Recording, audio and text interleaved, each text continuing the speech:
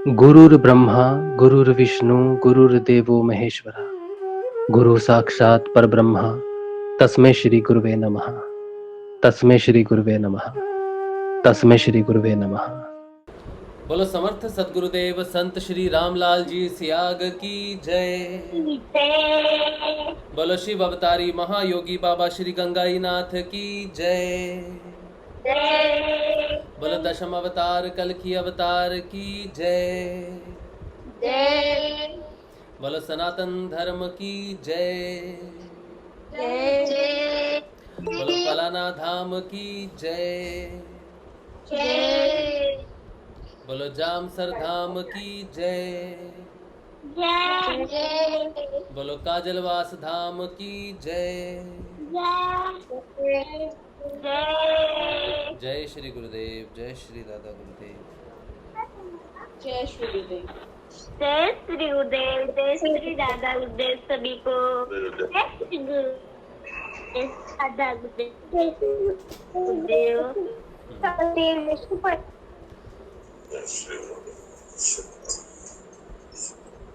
चलिए अब जो है शाम को श्री गुरुदेव रामलाल जी से आके सिद्धि की जो परिवर्तन की बात करते हैं हम। आज सैटरडे है, शनिवार है आज, और शनिवार को हम पतंजलि अष्टांग योग बच्चों के साथ करते हैं। बताने की कोशिश करते हैं, समझने की कोशिश करते हैं कि पतंजलि अष्टांग योग क्यों महत्वपूर्ण है।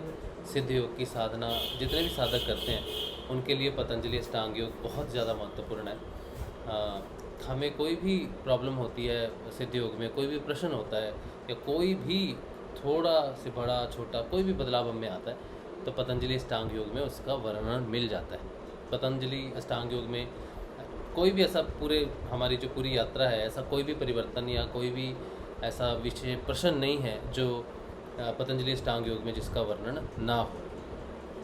अलग अलग पतंजलि अष्टांग में व्याख्या की हुई है, साधुओं ने की है, संतों ने की है और भी ऋषियों ने इसकी व्याख्या की है, क्योंकि 195 सूत्र जो हैं ये समेट के दिए हुए हैं। इनकी एक्सप्लेनेशन जब करने जाते हैं तो अलग अलग तरह से व्याख्या की हुई है, क्योंकि जो यात्रा है, आंतरिक यात्रा है, वो अलग अलग साधन होते हैं, तो अलग अलग साधना से अलग अलग प्रकार की आपको अनुभूतियाँ हो सकती हैं, बदलाव आपको महसूस होते हैं। सिद्ध योग में, महायोग में सब कुछ अपने आप परिवर्तन होता है। हठ योग में तो कुछ ना कुछ बताया जाता है, कुछ ना कुछ करना पड़ता है।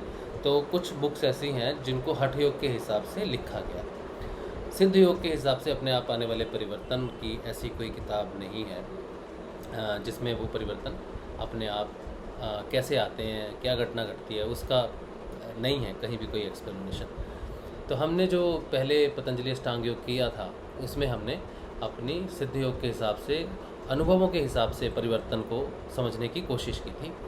इस बार भी बच्चों के साथ जो हम पढ़ रहे हैं वो भी हम अपने अनुभव कैसे होते हैं, हमारे बदलाव कैसे होते हैं और कौन सा बदलाव किस चीज़ को मेंशन करता है, कौन सा बदलाव हो रहा है, तो हम किस स्टेज में हैं, हम किस तरफ जा रहे हैं, साधना कैसी चल रही है, उसके बारे में पता चलता है। लेकिन इसकी व्याख्या हमें कहीं नहीं मिलती। तो हम गुरु कृपा से गुरुदेव प्यारे श्री रामलाल जी सियाग का आशीर्वाद लेके इसको पढ़ने की कोशिश करते हैं और अनुभवों से अपने समझने की कोशिश करते हैं। बच्चों के लिए ख़ास इसलिए है क्योंकि आपके बहुत सारे प्रश्न होंगे। हमारे समय में अभी हमने जो साधना की है अभी तक, उसमें हम बहुत भटके हैं। भटकने का अर्थ है कि हम एक दूसरे की तरफ देखते हैं कि हमारे प्रश्नों का जवाब हमें कहीं से मिल जाए, और उसके चक्कर में हम यूट्यूब, इंटरनेट और बहुत सारी बुक्स को खोजते हैं, भटकते हैं ज़्यादातर। इस समय जो जनरेशन है, हमारे में बदलाव आता है तो हमें पता नहीं चलता, हम भाग रहे हैं इधर उधर। लेकिन अभी जो चल रहा है इस समय, वो पतंजलि अष्टांग योग को हमें पता चला है कि गुरुदेव ने बहुत बार इसको मेंशन किया है, तो इसको पढ़ना बहुत अनिवार्य है। अगर बच्चों को ये पता चल जाए सबको कि आपको अगर कोई प्रश्न हो, कोई अनुभूति हो, तो आपको कहाँ खोजना है, सही चीज़ क्या है, ताकि आपको अपनी साधना में भटकना ना पड़े। आपको YouTube पे बेकार वीडियो ना देखने पड़े। YouTube पे बहुत वीडियोस बना रखे हैं और कोई भी सटीक जानकारी हमें नहीं मिलती उन चीज़ों की, तो हम भटक जाते हैं, सोचने लग जाते हैं। गूगल सर्च में जब डालते हैं तो ये एक ऐसा विज्ञान है, गुरुदेव कहते हैं, जो प्रकट नहीं हुआ है, तो इसकी व्याख्या मिलनी थोड़ी सी मुश्किल है। जो हमारे लिए हुई, हमारी जनरेशन के लिए हुई है, उसकी थोड़ी कठिनाई हुई है हमें, क्योंकि हम अपने बदलाव को समझ नहीं पाते।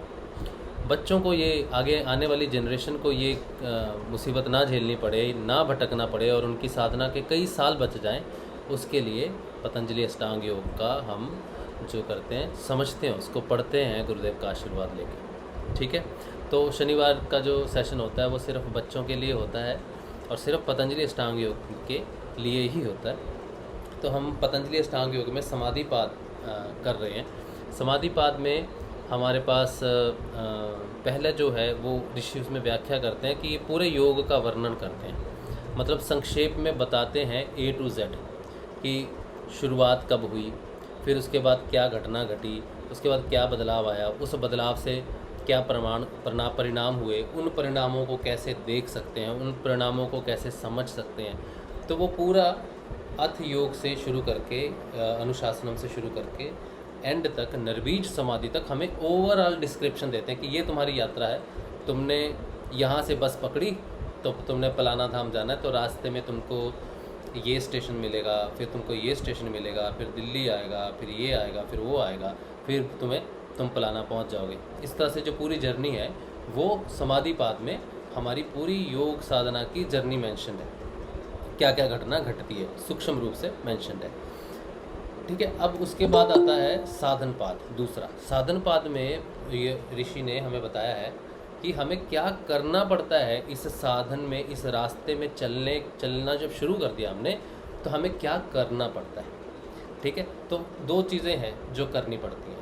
एक तो हम हठ योग में बैठते हैं, आसन लगाते हैं, तैयारियां करते हैं, और एक अपने आप घटना घटती है। तो योगी ऋषि हमें बताते हैं कि क्या साधन हम करते हैं इसमें। तो हम कोई साधन नहीं करते सिद्ध योग में, हम कोई साधन नहीं करते, हम नाम जप और ध्यान करते हैं।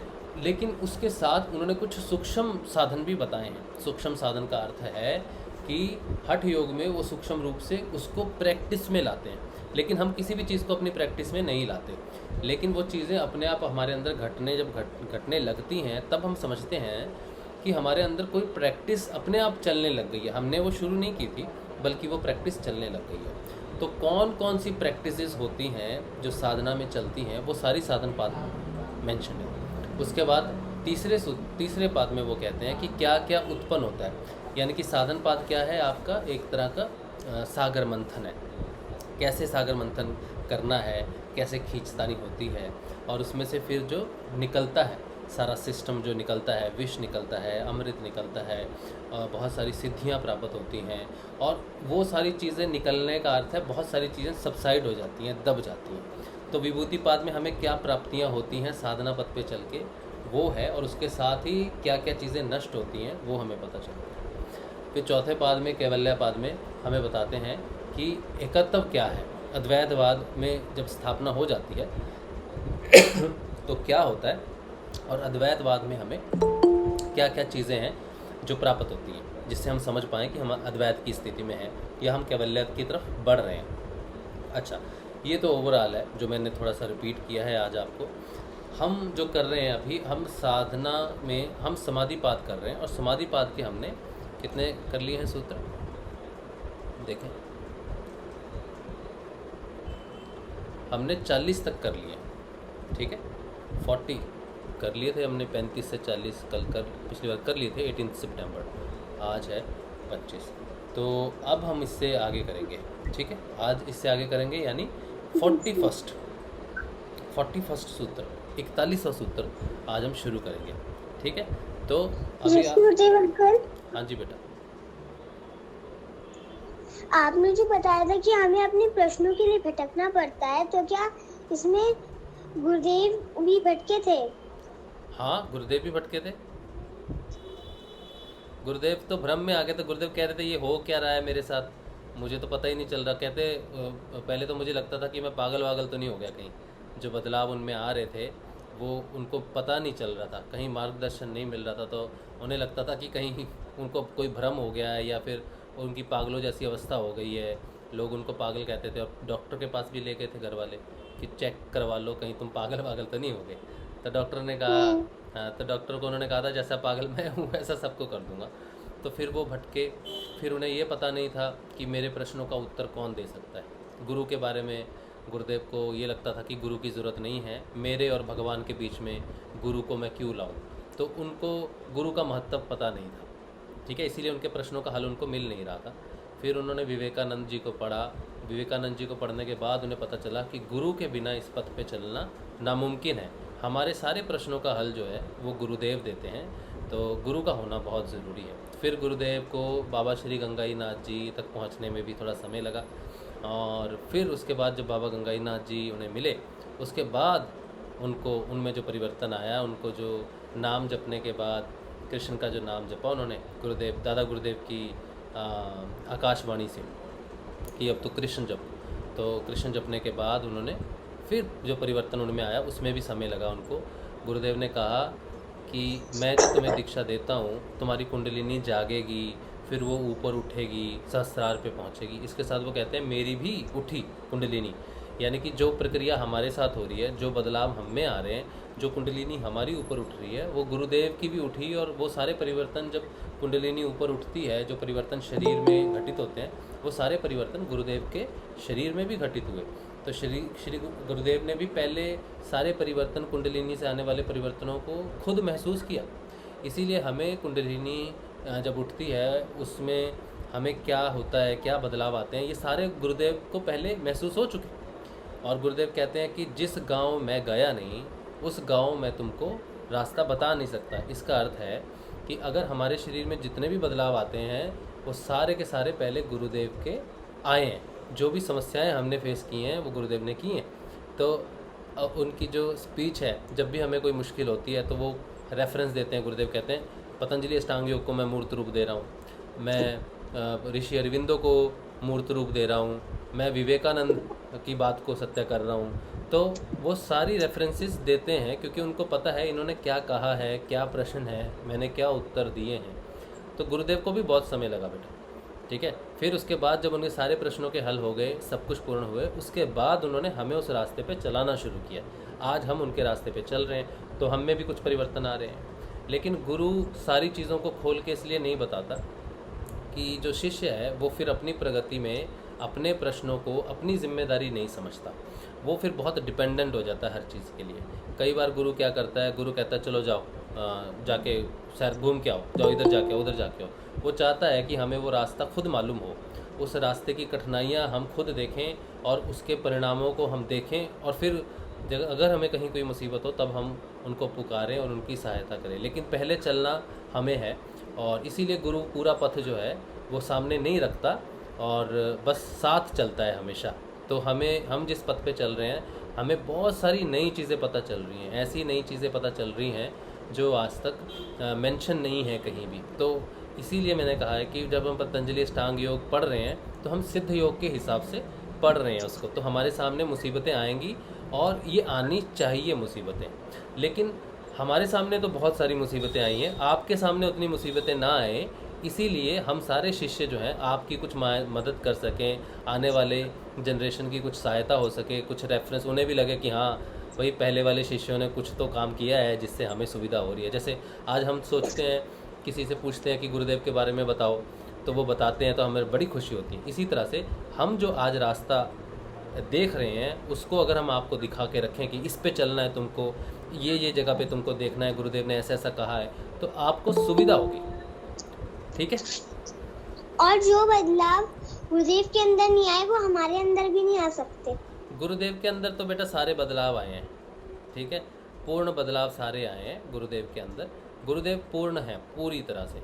बदलाव का अर्थ ये नहीं होता कि हम कोई पर्टिकुलर बदलाव के लिए जा रहे हैं। बदलाव का अर्थ है कि एक यात्रा शुरू हुई और एक जगह पे जाके पूर्ण हुई, ठीक है। बदलाव का अर्थ है कि हम अधूरे हैं, कोई आपको कोई पे एक वो होते हैं ना जो क्या बोलते हैं उसको, जो आप स्टिक्स मिलाते हो फिर एक नक्शा बन जाता है ना, कोई चीज़ अधूरी होती है ना, फिर आप उसको पूर्ण करते हो। तो उसको पूर्ण करने के लिए जो बदलाव आते हैं वो बदलाव हम में आएंगे, ठीक है। तो गुरुदेव ने अपनी यात्रा शुरू की और वहाँ से पूर्णता की तरफ जाने में जो जो बदलाव आए वो सारे बदलाव हम में भी आएंगे। ठीक है, पूर्णता की तरफ जाना है हमने। बदलाव का अर्थ है कि हमने पूर्ण होना है, अभी हम पूर्ण नहीं है। ठीक है, जय श्री गुरुदेव। जय श्री गुरुदेव। और पूर्ण का अर्थ ये है, अच्छा एक सेकंड, और पूर्ण का अर्थ है श्री कृष्ण। श्री कृष्ण पूर्ण अवतार है, गुरुदेव कहते हैं। तो हम किसकी तरफ जा रहे हैं? श्री कृष्ण की तरफ जा रहे हैं। तो आज हम जहाँ से भी अधूरे हैं, जिसके कारण हम अपने आप को श्री कृष्ण के बराबर नहीं समझते, तो हम में वो सारे बदलाव आएंगे कि हम में और श्री कृष्ण में कोई फ़र्क ना रहे। तो हम में भी जब पूर्णता हो जाएगी तो हम भी श्री कृष्ण स्वरूप हो जाएंगे। ठीक है, तो हम साधारण मनुष्य से श्री कृष्ण तक की जो यात्रा है, यही आपकी यात्रा है। आपका परिवर्तन श्री कृष्ण में हो जाएगा। ठीक है, बड़ी बात होगी ना कुछ लेकिन यही सत्य है, यही सत्य है बेटा। हम सबको श्री कृष्ण में कन्वर्ट होना है, श्री कृष्ण ही बनना है, वही यात्रा है हमारी। ठीक है, बस गुरुदेव से कहना है कि आप मुझ में समा जाओ, मैं आप में समा जाऊं। हाँ, आप मुझ में समा जाओ, मैं आप में समा जाऊँ। बिल्कुल सही। सोनी क्या बोल रहे हो आप? जो गुरुदेव के साथ घटित हुआ साधना वो सब हमारे साथ भी होगा? नहीं, वो सब हमारे साथ नहीं होगा। गुरुदेव ने बहुत सारी परेशानियों का सामना किया, तो वो हमें उन रास्तों पे नहीं भटकना पड़ेगा जिन पे गुरुदेव ने भटका। जैसे गुरुदेव ने अलग अलग तपस्या की, गायत्री की साधना की, फिर दूसरी साधनाएं की, और भी बहुत परेशानियां उन्होंने झेली हैं। गुरु का रास्ता थोड़ा सा डिफ़िकल्ट होता है, शिष्य का रास्ता डिफ़िकल्ट नहीं होता। क्यों नहीं होता? क्योंकि सोचो, हमने एक जगह से दूसरी जगह जाना है और पूरा जंगल है रास्ते में, उसमें कोई रास्ता बना नहीं हुआ। तो गुरु पहले उस रास्ते पे चल के एक जगह से दूसरी जगह तक एक रास्ता बना देता है, पूरे जंगल में एक रास्ता बना देता है। तो वो पहली बार जब चलता है उस रास्ते पे, तो उसको तो कठिनाई होगी ना, क्योंकि पहली बार रास्ता बनाना है। कहाँ पानी मिलेगा रास्ते में, कहाँ रेस्ट मिलेगी रास्ते में, ये सारा उसको खोजना पड़ता है, सारा इंतजाम उसको करना पड़ता है। तो एक बार वो पूरा रास्ता बना लेता है और वहाँ पहुँच जाता है, फिर वो जो उसके शिष्य होते हैं उनको कहता है, तुम इस रास्ते पे चलो, तुमको ये मिलेगा, तुमको वो मिलेगा, और तुम वहाँ तक पहुँचोगे जहाँ पर मैं हूँ। तो वो कहता है, मेरा ध्यान करो, मेरी तरफ देखो, ताकि तुम वहाँ पहुँचो जहाँ पर मैं हूँ। तो गुरुदेव ने रास्ता बना दिया। इसका मतलब है कि जितनी भी परेशानियाँ थी वो सारी गुरुदेव ने अपने ऊपर ली रास्ता बनाने की। रोड बन गया, अब हमें सिर्फ गाड़ी चला के जाना है उधर। ठीक है, उन्होंने तो बनाया है रास्ता, मिट्टी खोदी, पानी डाला, सीमेंट डाला, रोलर चलाया, तो पूरी सड़क बनाई। हमें क्या करना है? खाली निकल जाना है उस पर। तो हमारी उतनी कठिनाई नहीं है। लेकिन फिर भी उस रास्ते पे चलने के लिए हमें थोड़ा सा तो प्रयास करना पड़ता है कि गुरुदेव के प्रति समर्पित रहें। प्रयास भी नहीं करना पड़ता, बस अपने आप होता है। बस हमें गुरुदेव की तरफ समर्पित रहना है कि गुरुदेव हम आ रहे हैं आपकी तरफ, आप हमें खींच लो। तो वो एक्चुअल में खींचते हैं ऐसे करके रास्ते में, हम चाहते भी नहीं हैं। कुछ तो रास्ते पे चल के जाना पड़ता है। गुरुदेव वो भी नहीं करना पड़ता। गुरुदेव तो समझ लो तुम्हारा हाथ पकड़ लिया और तुम्हें उस रास्ते पे खींच रहे हैं ऐसे करके, आ जाओ, इधर से आ जाओ, इधर से आ जाओ। मतलब हमारी यात्रा इतनी आसान है, हाँ इतनी आसान है हमारी रास्ता कि हम कहीं भटक भी ना जाएं तो हाथ पकड़ के हमें उस रास्ते से ऐसे ऐसे ऐसे ऐसे करके लेके आ रहे हैं। तो कितनी गुरुदेव को कितनी मुश्किल हुई होगी जब उन्होंने वो रास्ता बनाया, लेकिन हमें कितनी आसानी से वो रास्ते में हाथ पकड़ के लेके आ जा रहे हैं। तो इतनी आसान यात्रा है हमारी। हाँ, तो फिर गुरुदेव के साथ जो घटित हुआ वो ही दादा गुरुदेव के साथ हुआ था। दादा गुरुदेव तो तपस्वी थे, उन्होंने तो तपस्या की। और तपस्या का अर्थ है कि वो जो दुनिया में रहकर, एक तो होता है कि दुनिया में रह के दुनिया के संग सारा व्यवहार करना और फिर जीवन बिताना। तो दादा गुरुदेव हमारे जो हैं वो ग्रस्त जीवन में थे, ठीक है, निवृत्ति मार्ग में थे। निवृत्ति का अर्थ होता है कि निवृत्त हो जाना, मतलब मुक्त हो जाना।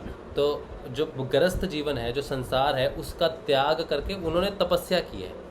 बाबा श्री गंगाई नाथ जी तपस्वी थे, बचपन से ही उनका भगवान की तरफ बहुत मन था, बहुत पूजा पाठ में, मतलब ध्यान करने में उनका बहुत रुचि थी। तो वो बचपन से भी ध्यानी थे। जैसे आज हम ध्यान करते हैं ना, ठीक है, तो वो सिर्फ ईश्वर का ध्यान करते थे और संसार में लिप्त नहीं थे। तो संसार में शादी नहीं की है और घर नहीं बसाया, ऐसा कुछ नहीं किया। सिर्फ उन्होंने भजन किया और सिर्फ उन्होंने भगवान का नाम जपा और अपनी साधना को आगे बढ़ाया। तो उन्होंने साधना करके एक पुण्य इकट्ठा किया, और जितनी भी साधना से वो पुण्य इकट्ठा हुआ वो सारा का सारा, और उनसे पहले जो उनके गुरु थे उन्होंने भी साधना की। इस तरह से कई गुरुओं ने साधना की, और जो साधना करता था वो आगे दे देता था। तो सोचो, एक गुरु ने की, उसने इसको दी, तो इसके पास एक गुरु की साधना होगी। फिर आगे का जो शिष्य है उसके पास 2 गुरुओं की साधना और अपनी साधना। फिर अगले गुरु आए तो उनके पास पीछे के 3 गुरुओं की साधना और अपनी साधना, 4 गुरुओं की साधना। इस तरह से कई ऋषि आए, उन्होंने साधना की और सारी साधना आगे दे दी, मतलब इकट्ठा करते गए। तो बाबा गंगाईनाथ जी के पास सारी साधना आ गई, पुरानी साधना भी जिन्होंने की थी और उनकी खुद की साधना भी, और उन्होंने वो सारी साधना दे दी किसको? गुरुदेव को दे दी। गुरुदेव ने भी साधना की, ऐसा नहीं कि गुरुदेव ने साधना नहीं की, लेकिन सोचो कि 1 रुपया है, 1 रुपये में गुरुदेव कहते हैं कि मेरी साधना 1 पैसा भी नहीं है।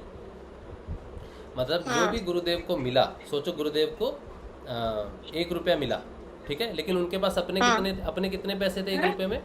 1 पैसा भी उनका अपना नहीं था। वो ऐसा कहते हैं कि मेरे पास अगर 1 रुपया है तो उसमें 1 पैसा भी मेरा नहीं है, उससे भी कम मेरी साधना है, छोटी सी साधना है, ठीक है। और बाकी सारे जो मिली है 99 पैसा और उससे भी ज़्यादा जो मिली है वो, अच्छा ये पैसे रुपये से तो समझ नहीं आएगी, समझो 1 लाख रुपए गुरुदेव को मिले, तो 1 लाख में गुरुदेव कहते हैं कि मेरी जो तपस्या है, मेरी जो कमाई है वो 1 रुपया भी नहीं है। मुझे सारा 1 लाख रुपया कहाँ से मिला?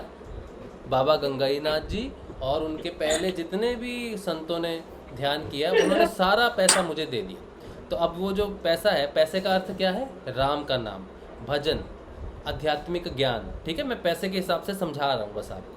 तो वो जो सारा मिला वो उन्होंने क्या किया? बोला अब तो मैं लुटा रहा हूँ कि सब आ जाओ, सब ध्यान कर लो, आ जाओ ध्यान कर लो, बैठ जाओ, अपने आप हो जाएगा काम, बस आ जाओ बैठ जाओ, ये लो अध्यात्म ले लो, जानकारी ले लो, अपने आप को मुक्त कर लो। तो कहते हैं मैं दोनों हाथों से लुटा रहा हूँ, मैं तो मुफ्त का दानी बन रहा हूँ, मेरा तो कुछ है ही नहीं, सब कुछ बाबा गंगाईनाथ और साधुओं का है। लेकिन गुरु की महत्ता क्या होती है कि बिना गुरु के शिष्य आगे नहीं बढ़ सकता। एक बात बहुत ध्यान रखने वाली बात है बेटा, है? जब गुरुदेव की मतलब सबकी साधना अलग थी, सबकी साधना, हाँ ज़्यादातर साधना तपस्वियों ने की है, लेकिन उनमें से 2 सिद्ध भी थे। जब आप जब आप काजलवास जाते हो ना, तो वहाँ पर नवनाथ और 2 सिद्धों की समाधियाँ हैं, ठीक है।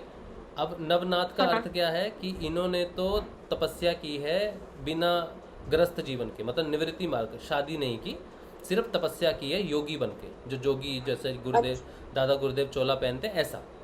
लेकिन उनमें से 2 थे जो सिद्ध थे। सिद्ध का अर्थ होता है जिन्होंने संसार व्यवहार में रहकर तपस्या की, जैसे गुरुदेव ने संसार में रह के तपस्या वगैरह की ना, है ना, वैसे ही वो 2 गुरु भी थे जिन्होंने संसार में शादी करके तपस्या की, तो उनको सिद्ध कहते हैं, ठीक है। हाँ। जैसे गुरुदेव जी को दादा गुरुदेव जी ने मंत्र दिया और सारा ज्ञान दिया, तो वैसे ही दादा गुरुदेव जी को उनसे भावनाथ जी ने दिया था, फिर उनको पहले खुद से ही अंदर से ही मिला था। ये तो बेटा ये तो रहस्य है, इस बात के तो हम नहीं कहते। जैसे गुरुदेव ध्यान में थे तो गुरुदेव को दादा गुरुदेव ने कहा कि तुम ये मंत्र जपो, ठीक है, ये कहा उन्होंने, ऐसा अपनी किताब में लिखा है। ऐसा ही भवनाथ जी ने अपनी तपस्या के बल से गंगाईनाथ जी को अपने पास बुलाया और उनको उनको दीक्षा दी होगी, या फिर उनको भी शक्तिपात जैसे भी किया, जो भी उनका मतलब एग्जैक्टली पता नहीं है कि, हाँ एग्जैक्टली तो हमें ध्यान में ही पता चलेगा, कहीं लिखा हुआ नहीं है ये सारी चीज़, ठीक है। अच्छा। लेकिन ये क्योंकि गुरु शिष्य परंपरा ऐसे ही चलती है, और जरूरी नहीं है कि गुरु के सामने बैठ के ही वो सारा दे। जैसे दादा गुरुदेव के पास सिर्फ एक बार गए थे, उन्होंने सिर पे हाथ रख दिया गुरुदेव को और वो सारा ट्रांसफर हो गया था उसी समय, लेकिन गुरुदेव को उस समय समझ में नहीं आया था कुछ भी। इसी तरह से गुरु शिष्य परंपरा जो है ना, वो थोड़ी सी रहस्य में चलती रहती है। अच्छा, ठीक है। तो कभी तो गुरु और शिष्य दोनों साथ रहते हैं, कई सालों तक रहते हैं और साधना बढ़ती है। कई बार क्या होता है, गुरु शिष्य एक ही बार मिलते हैं, और कई बार तो गुरु शिष्य मिलते ही नहीं, वो तो स्वप्न में ही आके दीक्षा देके चले जाते हैं। जैसे श्री अरविंदो के गुरु थे विवेकानंद जी, ठीक है। हाँ। लेकिन विवेकानंद और श्री अरविंदो कभी मिले नहीं। अच्छा। उनके वो जेल में थे श्री अरविंदो, तो वो उनके स्वप्न में या ध्यान में आए विवेकानंद, और उनको आके दीक्षा दी 7 दिन तक, 6-7 दिन तक, जहाँ तक मुझे मालूम है। लगातार आ रहे थे? हाँ, लगातार आके उनको समझाया, दीक्षा दी, वो सारी चीज़ों को समझाया। तो उस समय तो विवेकानंद ने अपना शरीर त्याग कर दिया था। अच्छा। 1903 या 1902 या 4 में ऐसा कुछ उन्होंने अपना शरीर त्याग दिया था। लेकिन 1906 या 1907 में विवेकानंद जी ने श्री अरविंदो को जेल में, अलीपुर जेल में जाके दीक्षा दी थी। अच्छा। ठीक है, तो वो तो कभी मिले ही नहीं। तो गुरु और शिष्य जो है, बड़े बड़े रहस्यवादी रिलेशनशिप है इनमें, ठीक है। अच्छा। हाँ, हाँ जी। तो जैसे अभी हमें गुरुदेव कहते हैं ना कि गुरुदेव की कृपा हुई तो हम इस चीज़ से, हमारी दुर्घटना नहीं हुई, श्री गुरुदेव की कृपा हुई तो हमारा ये काम हो गया। आज हम जो भी बात करते हैं, अचानक से हमारे अंदर कुछ ऐसा ज्ञान प्रकट होता है जो हमें मालूम नहीं होता है ना। तो ये कहाँ से आता? गुरुदेव से आता। गुरुदेव अभी आपको दिखते हैं यहाँ पर आसपास, सूक्ष्म रूप से हमें मदद करते हैं ना। हाँ। तो इसी तरह से गुरु और शिष्य का जो रिलेशनशिप है सूक्ष्म है बेटा, बहुत। अच्छा। ठीक है, तो इसके लिए जरूरी नहीं है गुरुदेव क्या कहते थे, मैं शरीर नहीं हूँ, गुरु शरीर नहीं है, गुरु तो तुम्हारे अंदर बैठा है ना। हाँ, बैठा है। अंदर बैठा है तुम्हारे, वो अंदर से तुम्हें करेगा। तो गुरु शिष्य जो है वो शरीर से नहीं है, गुरु शिष्य अंदर हृदय से जुड़ते हैं एक दूसरे से। हाँ। ठीक है, अच्छा चलो, और मैं क्या कह रहा था, जहाँ पर मैं रुका था वो ये था कि जो जितनी भी तपस्या की, सारे संतों ने, सारे ऋषियों ने तपस्या की, तो वो बाबा गंगाई नाथ जी के पास आई।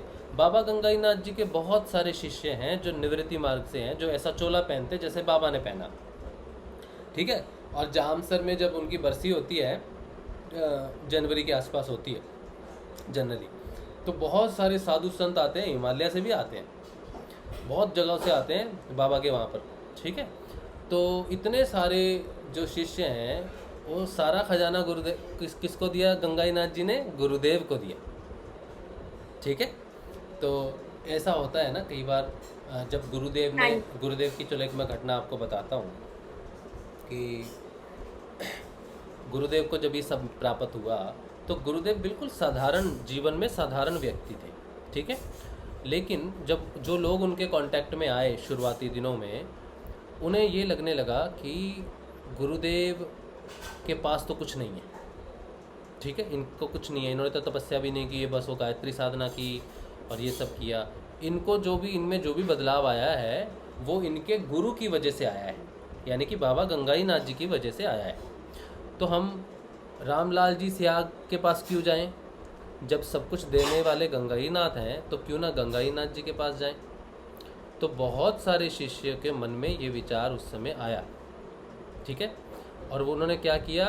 गुरुदेव को छोड़ दिया। कुछ ने तो साफ तौर पे छोड़ दिया, ठीक है, और काफ़ी शिष्य थे उस समय, और वो शिष्य काफ़ी करीब थे गुरुदेव के, काफ़ी उस समय जो प्रोग्राम होते थे वही सब मिल जुल के करते थे, ठीक है। लेकिन उन्होंने उस समय गुरुदेव का साथ छोड़ा, क्योंकि उनको लगता था कि गंगाई नाथ जी से उनको मिल जाएगा जो गुरुदेव से नहीं मिल सकेगा, ठीक है। और बेटा ये जो बात है जो मैं आपको बता रहा हूँ, ये एक रहस्यपूर्ण बात है बहुत ज़्यादा, ठीक है। इसकी जड़ें बहुत गहरी हैं, इसीलिए ये हमें सीख देती है, ये हमें सीख देती है कि आपके जो गुरु हैं उनके बिना आप किसी दूसरे संत की, हम कहें कि बाबा गंगाई नाथ जी से हमें कुछ मिल जाए, है ना, हम उनकी समाधि पे जाके वहाँ पर सेवा करें या फिर वहीं पर बैठ के वहीं से हमें कुछ मिल जाए, तो बाबा गंगाई नाथ से हमें कुछ नहीं मिलने वाला बेटा, ठीक है। ऐसी धारणाएं बहुत सारे साधकों की बन जाती हैं कि गुरुदेव की समाधि पे नहीं जाएंगे, गुरुदेव की समाधि इम्पोर्टेंट नहीं है, इम्पोर्टेंट समाधि है बाबा गंगाई नाथ जी की। तो हम गंगाई नाथ जी की समाधि पे जाएंगे, गंगाई नाथ जी की समाधि पे डेवलपमेंट करेंगे, या गंगाई नाथ जी समाधि पे जाके ध्यान करेंगे, या फिर जो भी है वहाँ पर करेंगे, क्योंकि सारी ऊर्जा वही है। लेकिन वो ऊर्जा जो है ना, वो रॉ ऊर्जा है, जैसे आकाश की बिजली रॉ है, गिर जाती है तो काम खराब हो जाता है।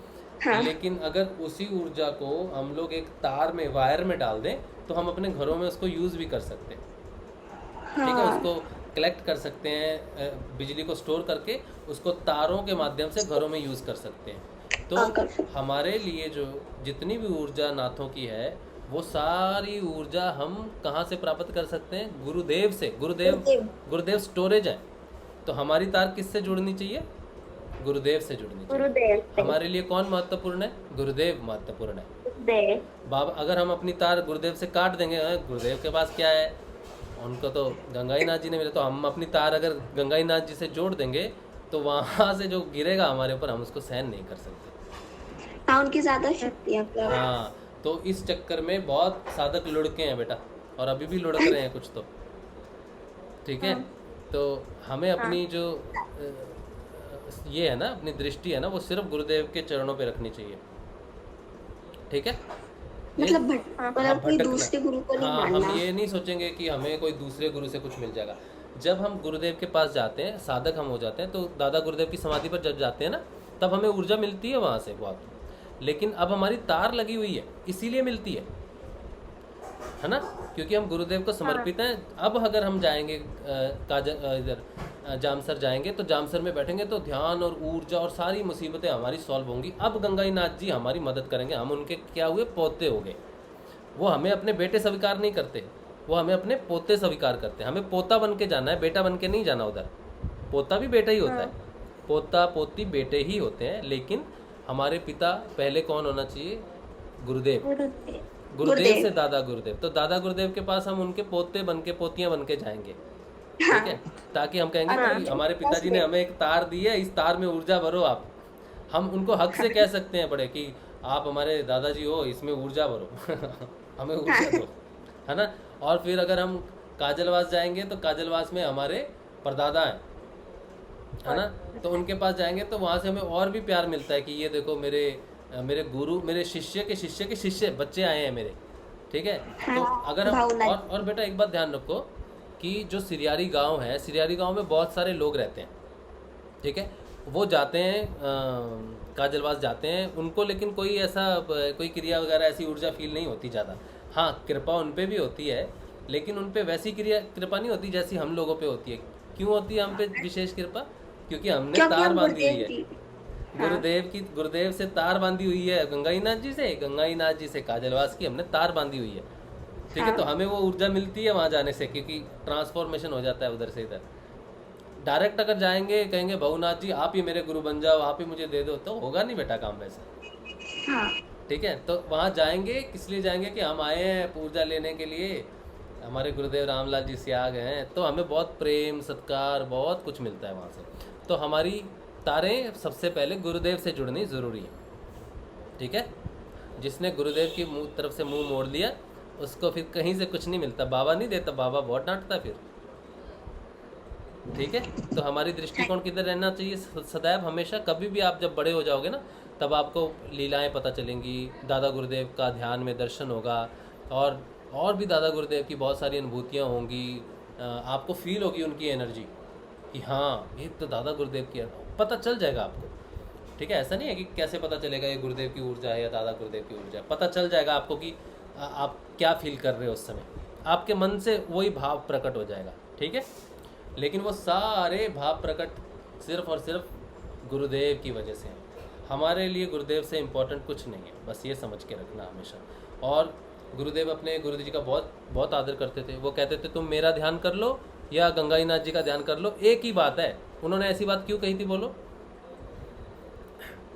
क्योंकि गंगाई नाथ जी उनके गुरु हैं। हाँ, लेकिन गुरु शिष्य में वो तो कहते हैं ना कि मैं गुरु हूँ, मैं शिष्य हूँ, मैं गुरु। लेकिन उन्होंने कहा मेरा ध्यान कर लो या उनका ध्यान कर लो, बात एक ही है। इसका अर्थ उन्होंने कह दिया कि मुझ में और गंगाई नाथ जी में तुम भेद नहीं करना। पहली बात तो ये, हम दोनों एक ही हैं। लेकिन इसके साथ ही शिष्य के लिए जरूरी है कि उसका पूर्ण समर्पण अपने गुरु की तरफ पहले होना चाहिए।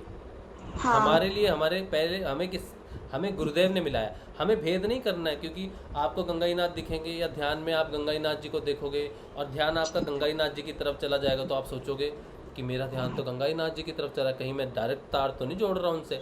ऐसा नहीं सोचना है। एक बार आपने दीक्षा गुरुदेव से ले ली ना, आपने दीक्षा गुरुदेव से ले ली, फिर आपको टेंशन की जरूरत नहीं है कि आप गुरुदेव का ध्यान करते हो या दादा गुरुदेव का करते हो, फिर वो मुश्किल अच्छा। नहीं है, ठीक है। लेकिन ये इसलिए मैंने ये बात की कि जो पहले जो शिष्य थे ना, उन्होंने गुरुदेव से दीक्षा ली, लेकिन उनके मन में ये बात आ गई कि गुरुदेव से हमें कुछ नहीं मिलेगा, दादा गुरुदेव से मिलेगा। उनके मन में ये बात आ गई थी, उन्होंने भेद कर लिया था, ठीक है। तो गुरुदेव कहते हैं भेद मत करो, मैं और एक ही है वो। तो तुमने मेरे से दीक्षा ले ली, मेरा ध्यान कर लो तो बाबा का ध्यान हो जाएगा, तो तुम्हें मिल जाएगा सब कुछ। लेकिन अगर तुम सोचोगे कि गुरु किसी काम के नहीं है, रामलाल जी से नहीं है, गंगाई नाथ जी से है, दीक्षा लेने के बाद भटक जाओगे ना गंगाई नाथ जी की, सिर्फ गंगाई नाथ जी को ही मानोगे कि यहीं से मिलेगा, तब मुश्किल हो जाएगी बेटा। ये है, ठीक है। मैं ठीक बता रहा हूँ, कंफ्यूज तो नहीं कर रहा आपको? नहीं। तो गुरुदेव और दादा गुरुदेव का हम किसी का भी ध्यान कर सकते हैं, ठीक है। लेकिन और हमें कुछ भी कहीं से भी मिल सकता है, गुरुदेव से भी मिल सकता है, दादा गुरुदेव से मिल सकता है। लेकिन हमारे लिए प्रथम जो आते हैं कि हमारे कोई पूछे तुम्हारे गुरु का नाम क्या है, रामलाल जी से, रामलाल जी से। दादा गुरुदेव का नाम गंगाई नाथ जी। भेद नहीं है, लेकिन गुरु और दादा गुरु से हम भेद करते हैं कि ये मेरे गुरु हैं, ये मेरे दादा गुरुदेव। मतलब पहले मुझे इनसे दीक्षा मिली है, तो मेरा समर्पण इधर से इधर जा रहा है, तो बाबा गंगाई नाथ जी तब आपको सब कुछ देंगे, ठीक है। अगर हम गुरुदेव को इग्नोर कर देंगे और सोचेंगे इनके पास तो कुछ नहीं है, इनसे कुछ नहीं होना, गंगाई नाथ जी बड़े शक्तिशाली हैं, गंगाई नाथ जी की ऊर्जा है, सब कुछ है, ये भाव नहीं आना चाहिए बेटा, ये भाव नहीं आना चाहिए बस, ठीक है। सूक्ष्म है, बहुत सूक्ष्म सा भेद है। दादा गुरुदेव जी का ध्यान लगा सकते हैं, लेकिन ये नहीं सोचना कि उनके पास सारी शक्ति है। हाँ, ये नहीं सोचना कि बस वही है, अपने गुरुदेव की तो समाधि बेकार बन गई, वहाँ पे कोई ऊर्जा नहीं है या फिर वहाँ पे जाने का कोई मतलब नहीं है, ऐसा नहीं सोचना बेटा, ठीक है। हाँ। अच्छा, चलो, ये तो था हमारा जो बेसिक है कि हमें समझना चाहिए कि हमारा गुरु प्रति समर्पण होना चाहिए।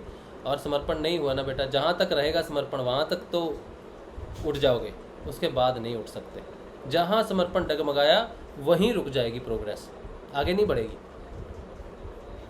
ठीक है। आगे चक्कर पे पहुँच जाओगे और समर्पण गड़बड़ा गया, गुरु से लिंक टूट गया, तो बस आज्ञा चक्कर पे ही रह जाओगे कई सालों तक, अगले जन्म में भी फिर वहीं से शुरू करना पड़ेगा।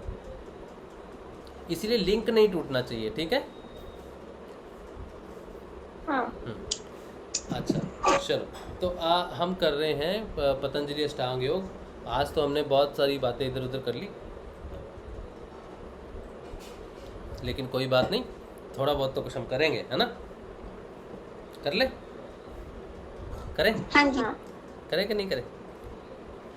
हाँ। है? पढ़ने का मन करता है कि नहीं करता है? बोलो। कौन बोल रहा? मैं बोल रही हूँ। आप छोटे बच्चों की क्लास में क्या करते हैं? स्टूडेंट रहते हैं आपकी क्लास में, बच्चे क्लास में सुनते हैं जितना हो सकता है वो सुनते हैं। नहीं, ये बहुत अच्छी बात है, ये क्लास सबसे महत्वपूर्ण। हाँ, क्या पूछ रहे हो? हाँ जी, मैं पूछ रही थी, मैं बता रही, मैंने कहा आज मम्मी पापा निकल गए हैं बीकानेर के लिए, सुबह को 6 साढ़े 6 के आसपास पहुँच जाएंगे। अच्छा, बहुत बढ़िया, बहुत बढ़िया। उनको बता दिया कहाँ रुकना है? हाँ जी, मैंने तो इधर से बता दिया है, पूरा उनको समझा दिया है। अब देखो वहाँ जाके क्या क्या करते हैं, फोन नंबर दे दिया है मैंने आपका। हाँ, मोती वहाँ से स्टेशन से उतरते पैदल ही चले जाना है, पास में ही है, कोई ऑटो रिक्शा कुछ भी करने की जरूरत नहीं। हाँ हाँ, नीचे उतरते बिल्कुल बाहर निकल के राइट साइड में जाएंगे 50 कदम, और रेस्ट वो मोहता धर्मशाला, उसके पीछे में मोती भवन। ठीक ठीक ठीक, जी जी, ठीक है। आएगा फोन तो उनको बोल देना, फोन कोई रिक्शा गाड़ी करने की जरूरत नहीं, बस बाहर निकल के राइट साइड में जाना, पूछना मोहता धर्मशाला कहाँ है, मोहता धर्मशाला में जाना, और मोहता धर्मशाला के अंदर से ही रास्ता है मोती भवन का। अच्छा, ठीक ठीक ठीक। हाँ जी, 450 रुपये का रूम है एक दिन का। अच्छा जी।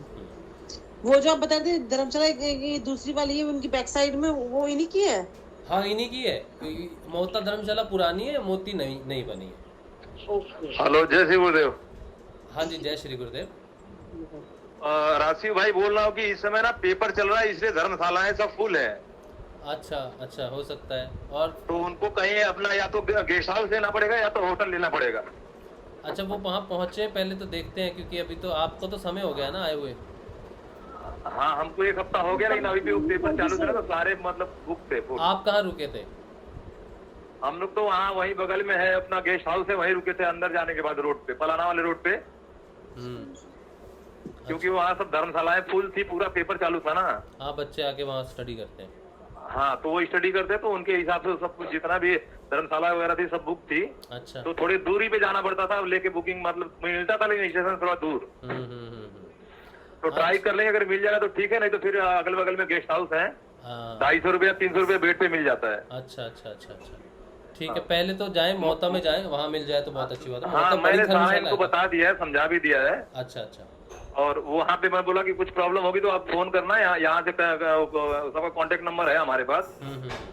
वो रिक्शा वाले भी है, टैक्सी वाले भी, प्लस होटल वाले भी हैं। हाँ हाँ, तो कुछ भी दिक्कत होगी तो यहाँ से कोऑर्डिनेट हो जाएगा।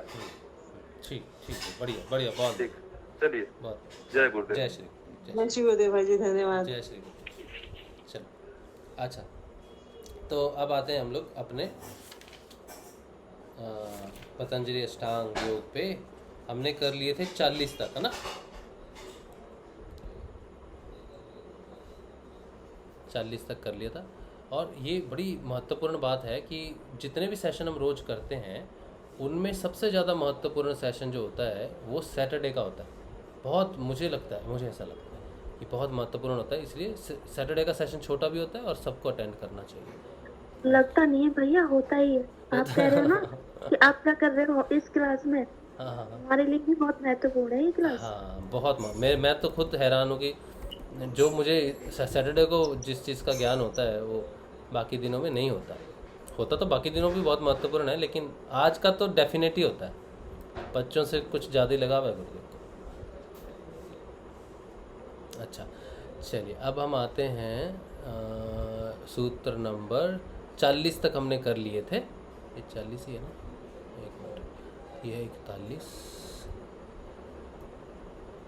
एक तो नहीं, सूत्र संख्या इसमें ये है 46। हो, अच्छा, एक मिनट, ये है 41 शायद।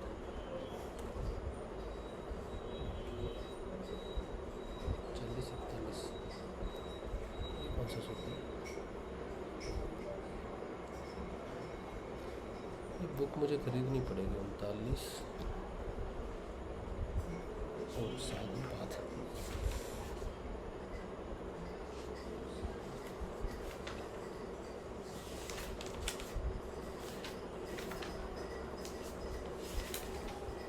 हम्म, 40वां सूत्र कर लिया था।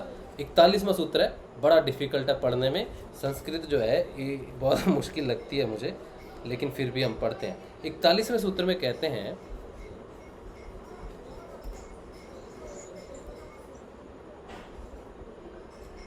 हाँ, क्षीण वृत्ते मनेः इव अभिजातस्य ग्रहित्र ग्रहण ग्रहेषु तत्स्तद ज्ञान नता समापत्ति। ये मैंने किसी तरह पढ़ दिया आपके लिए, लेकिन इसका अर्थ जो है ये बड़ा गंभीर है। इसका अर्थ, इसमें 3-4 शब्द यूज़ हुए हैं। एक तो यूज़ हुआ है क्षीण वृत्ते है। क्षीण वृत्ते का क्षीण का अर्थ होता है कि कोई चीज़ क्षीण हो जानी। वृत्त से वृत्तियाँ जो हैं वो वृत्तियों का क्षीण होना। फिर कहते हैं मणेः, ठीक है, मणेः मतलब मन। इव अभिजातस्य, अभिजातस्य का अर्थ कहते हैं सफटीक मणि की भांति निर्मल चित्त। तो मने को उन्होंने चित्त यहाँ पे लिखा है। उसके बाद 3 शब्द उन्होंने यूज़ किए हैं, ग्रहिता, ग्रहण और ग्रहण। 3 है। एक है ग्रहिता, जिसे कहते हैं पुरुष, ठीक है, मतलब जिसके लिए हो रहा है सब कुछ। उसके बाद ग्रहण, ग्रहण का अर्थ है कि जो जिन चीज़ों के माध्यम से वो हो रहा है। और फिर है ग्रहण, जिसको ग्रहण किया जा रहा है। जैसे कि सोचो कि ये शरीर खाता है, ठीक है, तो ये पुरुष हो गया। मैं एग्जांपल दे रहा हूँ, यहाँ पे पुरुष शरीर नहीं है, वो चित्त है, ठीक है। तो चित्त को कुछ चाहिए तो वो इंद्रियों के माध्यम से वस्तुओं को ग्रहण करता है। जैसे चित्त को कोई सुंदर दृश्य देखना है तो उस वो ग्रहिता हो गया, चित्त रिसीवर हो गया। अच्छा, पुरुष जो है यहाँ पर जरूरी नहीं है चित्त है, यहाँ पर पुरुष अर्थात आत्मा भी हो सकती है, लेकिन इसमें पुरुष को हमने चित्त कहा है क्योंकि आत्मा कुछ भी ग्रहण करती नहीं, सब कुछ ग्रहण चित्त करता है। आत्मा को किसी चीज़ की ज़रूरत नहीं होता, आत्मा तो डिनाई करती है, ग्रहण कौन करता है? चित्त करता है। तो यहाँ पुरुष तो लिख दिया, लेकिन पुरुष यहाँ आत्मा से संबोधित नहीं है। क्यों नहीं संबोधित? क्योंकि यहाँ पर ग्रहिता शब्द आ गया है, ग्रहण शब्द आ गया है, और ग्रहण शब्द आ गया है तो हम इसको लेके चलेंगे कि चित्त की बात हो रही है, या फिर हम कहेंगे किसको दरकार होती है, किसी चीज़ लेने की क्या दरकार होती है? वो होती है मन को, मन की इच्छाएं होती है। चित्त अपनी चीज़ों को मन के हिसाब से पूर्ण करता है। तो मन क्या हो गया यहाँ पर? पुरुष कह दिया। ग्रहिता, ग्रहिता मतलब मन को चाहिए, किसके माध्यम से चाहिए? इंद्रियां विशेष के माध्यम से चाहिए। और क्या चाहिए? वो ग्रहण हो गया। ये तीन चीज़ें याद रखना बहुत ज़रूरी है, ठीक है? नहीं तो वो पूरा सूत्र जो है समझ नहीं आएगा कि हम किसकी बात कर रहे हैं। फिर से नाम बता दो। हाँ, मैं बताता हूँ बेटा। वो कह रहे हैं कि हमने जो अभी तक पढ़ा है उसमें हमें एक कौन आया लॉगिन करके, भालचंद्र। अच्छा, इसमें जो हमें बताया, हमने जो पहले किया ना समाधिवाद सूत्र पढ़ के आ रहे हैं, उसमें पहले हमें बताया था कि ईश्वर के बिना कोई योग सिद्ध नहीं होता, 23 से लेके 29 सूत्र तक, ठीक है? उसके बाद 30th सूत्र में हमें बताया, 30वें सूत्र से हमें बताने शुरू कर दिया कि मन को शांत करना है, मन को स्थिर करने के लिए क्या क्या उपाय हैं। तो मन को कैसे हम कोई भजन सुनते हैं, कोई संत को पढ़ते हैं, किसी किताब को पढ़ते हैं, नाम जप करते हैं, तो मन को स्थिर करने के अलग अलग ढंग बताए थे। फिर उन्होंने बताया था कि जब मन शांत होना शुरू हो जाता है तो उसके बाद अवस्थाएं चेंज होनी शुरू हो जाती है, यानी कि समाधि के लिए तैयारी होनी शुरू हो जाती है, लेकिन समाधि से पहले उसको तैयार करना पड़ता है। तो उन्होंने सबीज समाधि के बारे में वर्णन किया कि सबीज समाधि की प्रिपरेशन कैसे होती है। सबीज समाधि की प्रिपरेशन के लिए होता है कि हमें अंदर जाना है। अंदर जाने का अर्थ है कि जो स्थूल भूत है बाहर, पंचभूत से सारी सृष्टि का निर्माण हुआ, हम इंसान पंचभूत में हैं, और जितना भी हमने क्रिएशन की है बाहर, वो सारी की सारी पंचभूत में आती है। कल की डिस्कशन अगर किसी को याद है तो जैसे हमारी डिस्कशन हो रही थी, हम एक शब्द पे डिस्कशन कर रहे थे, लेकिन फिर हम धर्म विशेष पे आ गए। तो जो धर्म विशेष पे हम आ गए वो पंचभूतों में आता है। बाहर के जो हिंदू मुस्लिम धर्म होते हैं, ये पंचभूत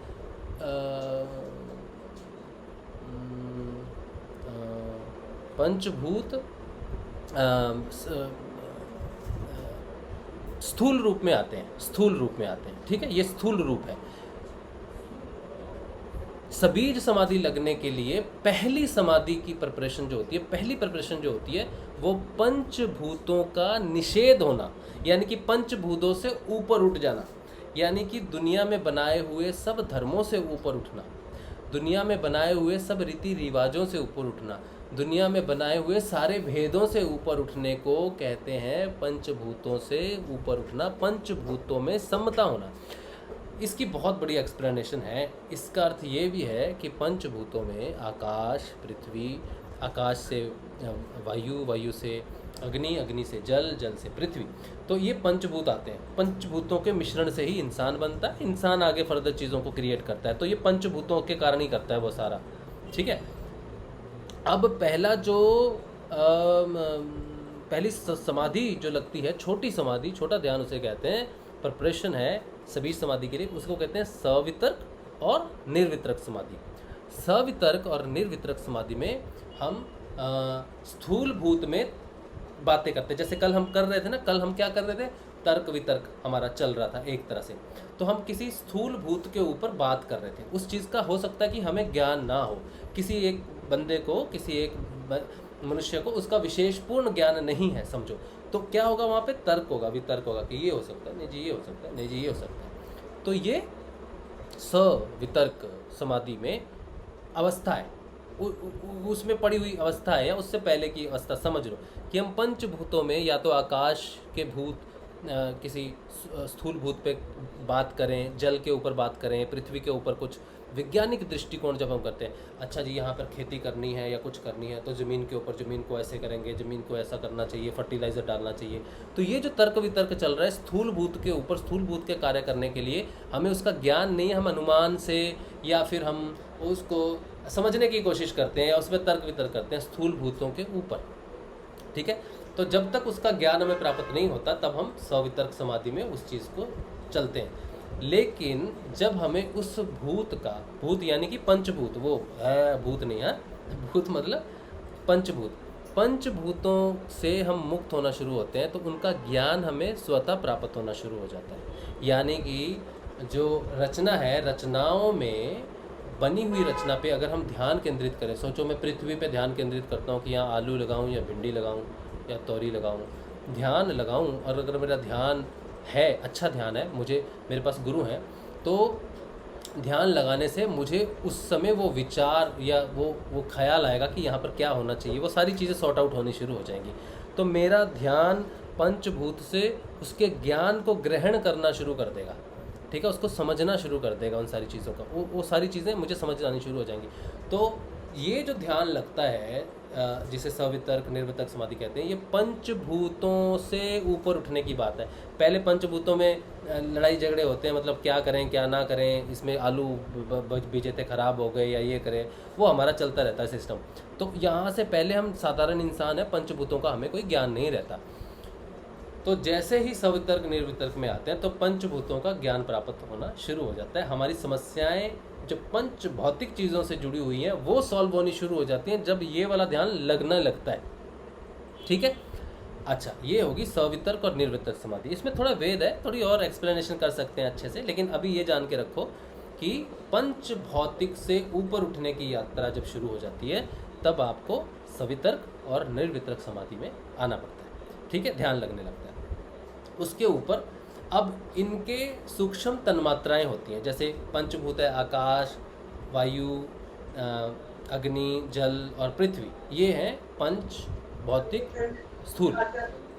अब इनके सूक्ष्म रूप होते हैं, सूक्ष्म जैसे आकाश का सूक्ष्म रूप क्या है, शब्द, ठीक है, और वायु का सूक्ष्म क्या है, स्पर्श, प्रेशर, और अग्नि का है रूप, हाँ, और जल का क्या है, रसना, यानी कि क्या बोलते हैं इसको, टेस्ट, रसना जल से, और पृथ्वी से है गंध।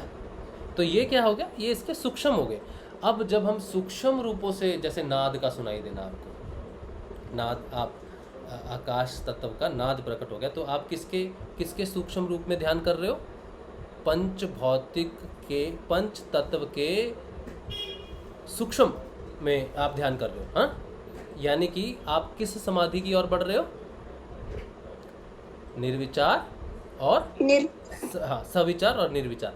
अब जब आप उनका ध्यान करते हो तो आपको बहुत सारे विचार प्रकट होते हैं, ठीक है, विचारों में जाना, विचारों में आना, वो सब चलता रहता है।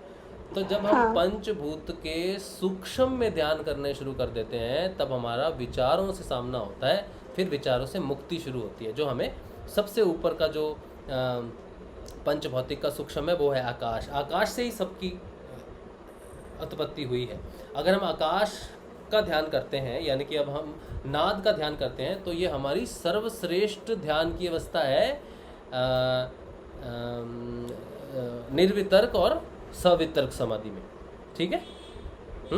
तो पहले हम क्या करते थे, मंत्र जाप करते थे। तो मंत्र जाप क्या है, स्थूल है, मन में है, लेकिन शब्द है, एक शब्द है पूरा, है ना, शब्द है ना, क को ल को एक ही मात्रा, वो शब्द है पूरा, तो वो स्थूल में आ जाता है। तो जब हम मंत्र जपते हैं तो हम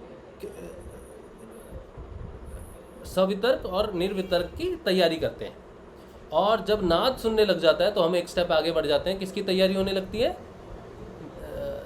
सविचार और निर्विचार की। अब इससे सुनते सुनते ये दोनों चीज़ों से जब हम ऊपर उठने लगते हैं तब हमें तीसरी चीज़ों की प्राप्ति होती है। जैसे हम तंद्रा में चले गए, तंद्रा के बाद अब ज्ञान प्रकट होना शुरू हो जाता है थोड़ा, हाँ, चीज़ों को समझ में आनी शुरू हो जाती है, चीज़ों के रहस्य खुलने शुरू हो जाते हैं, उससे हमें आनंद, ध्यान में फिर आनंद की अनुभूति होनी शुरू होती है। हाँ, आज तंद्रा लगी, मैं कहाँ था मुझे पता ही नहीं, एक अंदर आनंद की अनुभूति होती है, ठीक है। लेकिन यहाँ पर अहंकार रहता है, तो आनंद को एक्सप्लेन नहीं किया जाता बेटा, ठीक है। अगर कोई कहे आनंद को एक्सप्लेन करो तो ये संभव नहीं है, हम आनंद को लिख के एक्सप्लेन नहीं कर सकते, ये हमारी लेखनी से और हमारे बोलने से परे है। यानी कि श्रवण और दृष्टि और श्रवण से आनंद परे है, मतलब कि पंचभूत से परे है, हाँ, पंचभूत से परे है आनंद।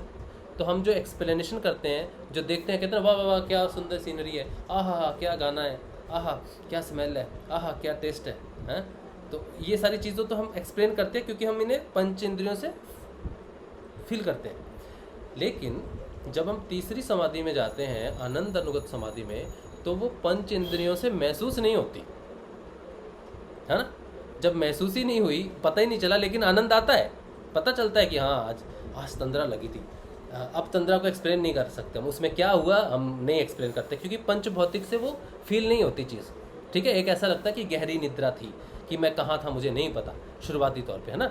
तो उसको कैसे एक्सप्लेन करोगे, गूंगे का गुड़ी हो गया ना, जहाँ गए आंखें बंद करके गए, कुछ कान बंद, आंखें बंद, नाक बंद, सब कुछ बंद है, तो हाँ कहाँ गए थे पहाड़ों पे घूमने गए थे, हाँ क्या देखा, आंखें तो बंद थी, क्या सुना, कान तो बंद थे, कुछ खुशबू, नाक भी बंद, कुछ टेस्ट वेस्ट किया, कुछ नहीं। तो आनंद अनुगत समाधि तीसरी समाधि है, लेकिन उसको एक्सप्लेन नहीं कर सकते। इसीलिए पतंजलि ने सवितर्क और निर्वितर्क समाधि को एक्सप्लेन किया, निर्विचार और सविचार समाधि को एक्सप्लेन किया, लेकिन आनंद अनुगत समाधि को एक्सप्लेन नहीं किया उन्होंने, ठीक है। अब क्या होता है, आनंद अनुगत में भी जब हम होते हैं तो उसमें अहंकार रहता है, अविद्या रहती है, अज्ञानता रहती है, ठीक है। आनंद का तो हमें कुछ नहीं पता, है ना। और जहाँ अज्ञानता हो वहाँ थोड़ा सा अहंकार होता है, जहाँ ज्ञान है वहाँ ज्ञान है, वहाँ सब कुछ उजाला हो जाता है। तो फिर उसके बाद एक और समाधि की जरूरत पड़ती है, आनंद अनुगत के बाद एक और समाधि की जरूरत पड़ती है, जिसको कहते हैं अस्मिता अनुगत समाधि। अस्मिता का अर्थ है अज्ञानता, अविद्या। समिता का अर्थ है, सम का अर्थ है समानता, ज्ञान, हाँ सही ज्ञान। और तोलते हैं ना, समभाव, सम करते हैं तब पता कि हाँ एग्जैक्टली 1 किलो है, ये इसका ज्ञान हो जाएगा। जब वो बाटी बिल्कुल आ जाएगी तो हम कहेंगे ये पूरा 1 किलो है, देख लो। तो हमें ज्ञान हुआ, सम हुआ, इसीलिए हमें सम का ज्ञान हुआ कि जिससे हम तोल रहे हैं वो कितना है, 1 किलो है, 500 ग्राम है। तो हमें ज्ञान कहाँ से प्राप्त होता है, समता से प्राप्त होता है। जहाँ असमता है, अस्मिता है, वहाँ पर हमें ज्ञान प्राप्त नहीं होगा। एक तरफ 1 किलो का बट्टा रख दिया, दूसरी तरफ 700 किलो तोल रहे हैं, तो वो सुई इधर जाएगी, तो वो सुई इधर जा रही है। अब वो कितना है, वो 700 है ना, 600 है ना, 909 ग्राम है ना, 999 ग्राम है ना, 100 ग्राम है, हमें नहीं पता। जब तक वो कांटा ठीक वहाँ पर नहीं आता, सेंटर में नहीं आता, तब तक हमें ज्ञान नहीं होता कि इस तरफ जो 1 किलो रखा हुआ था, इस तरफ 1 किलो कंप्लीट हो गया, इसका वजन 1 किलो है। तो हमें किसी भी चीज़ का ज्ञान प्राप्त होने के लिए क्या होना ज़रूरी है, हमारे पास संभाव होना ज़रूरी है, समिता होना ज़रूरी है। असमिता होने से हमें उस चीज़ का पूर्ण ज्ञान होता नहीं। इसका अर्थ है कि सवितर्क निर्वितर्क में हमें पूर्ण ज्ञान नहीं होता, लेकिन ज्ञान का आभास होना शुरू हो जाता है। निर्विचार सविचार में भी हमें पूर्ण ज्ञान सूक्ष्म तन्मात्राओं का नहीं होता, लेकिन ज्ञान होना शुरू हो जाता है। आनंद में भी हमें आनंद आता है, लेकिन आनंद का आभास नहीं होता, आनंद को एक्सप्लेन नहीं कर पाते, क्योंकि उसमें अस्मिता अहंकार होता है, इसीलिए उसको एक्सप्लेन नहीं कर सकते। पूर्ण आनंद क्या है?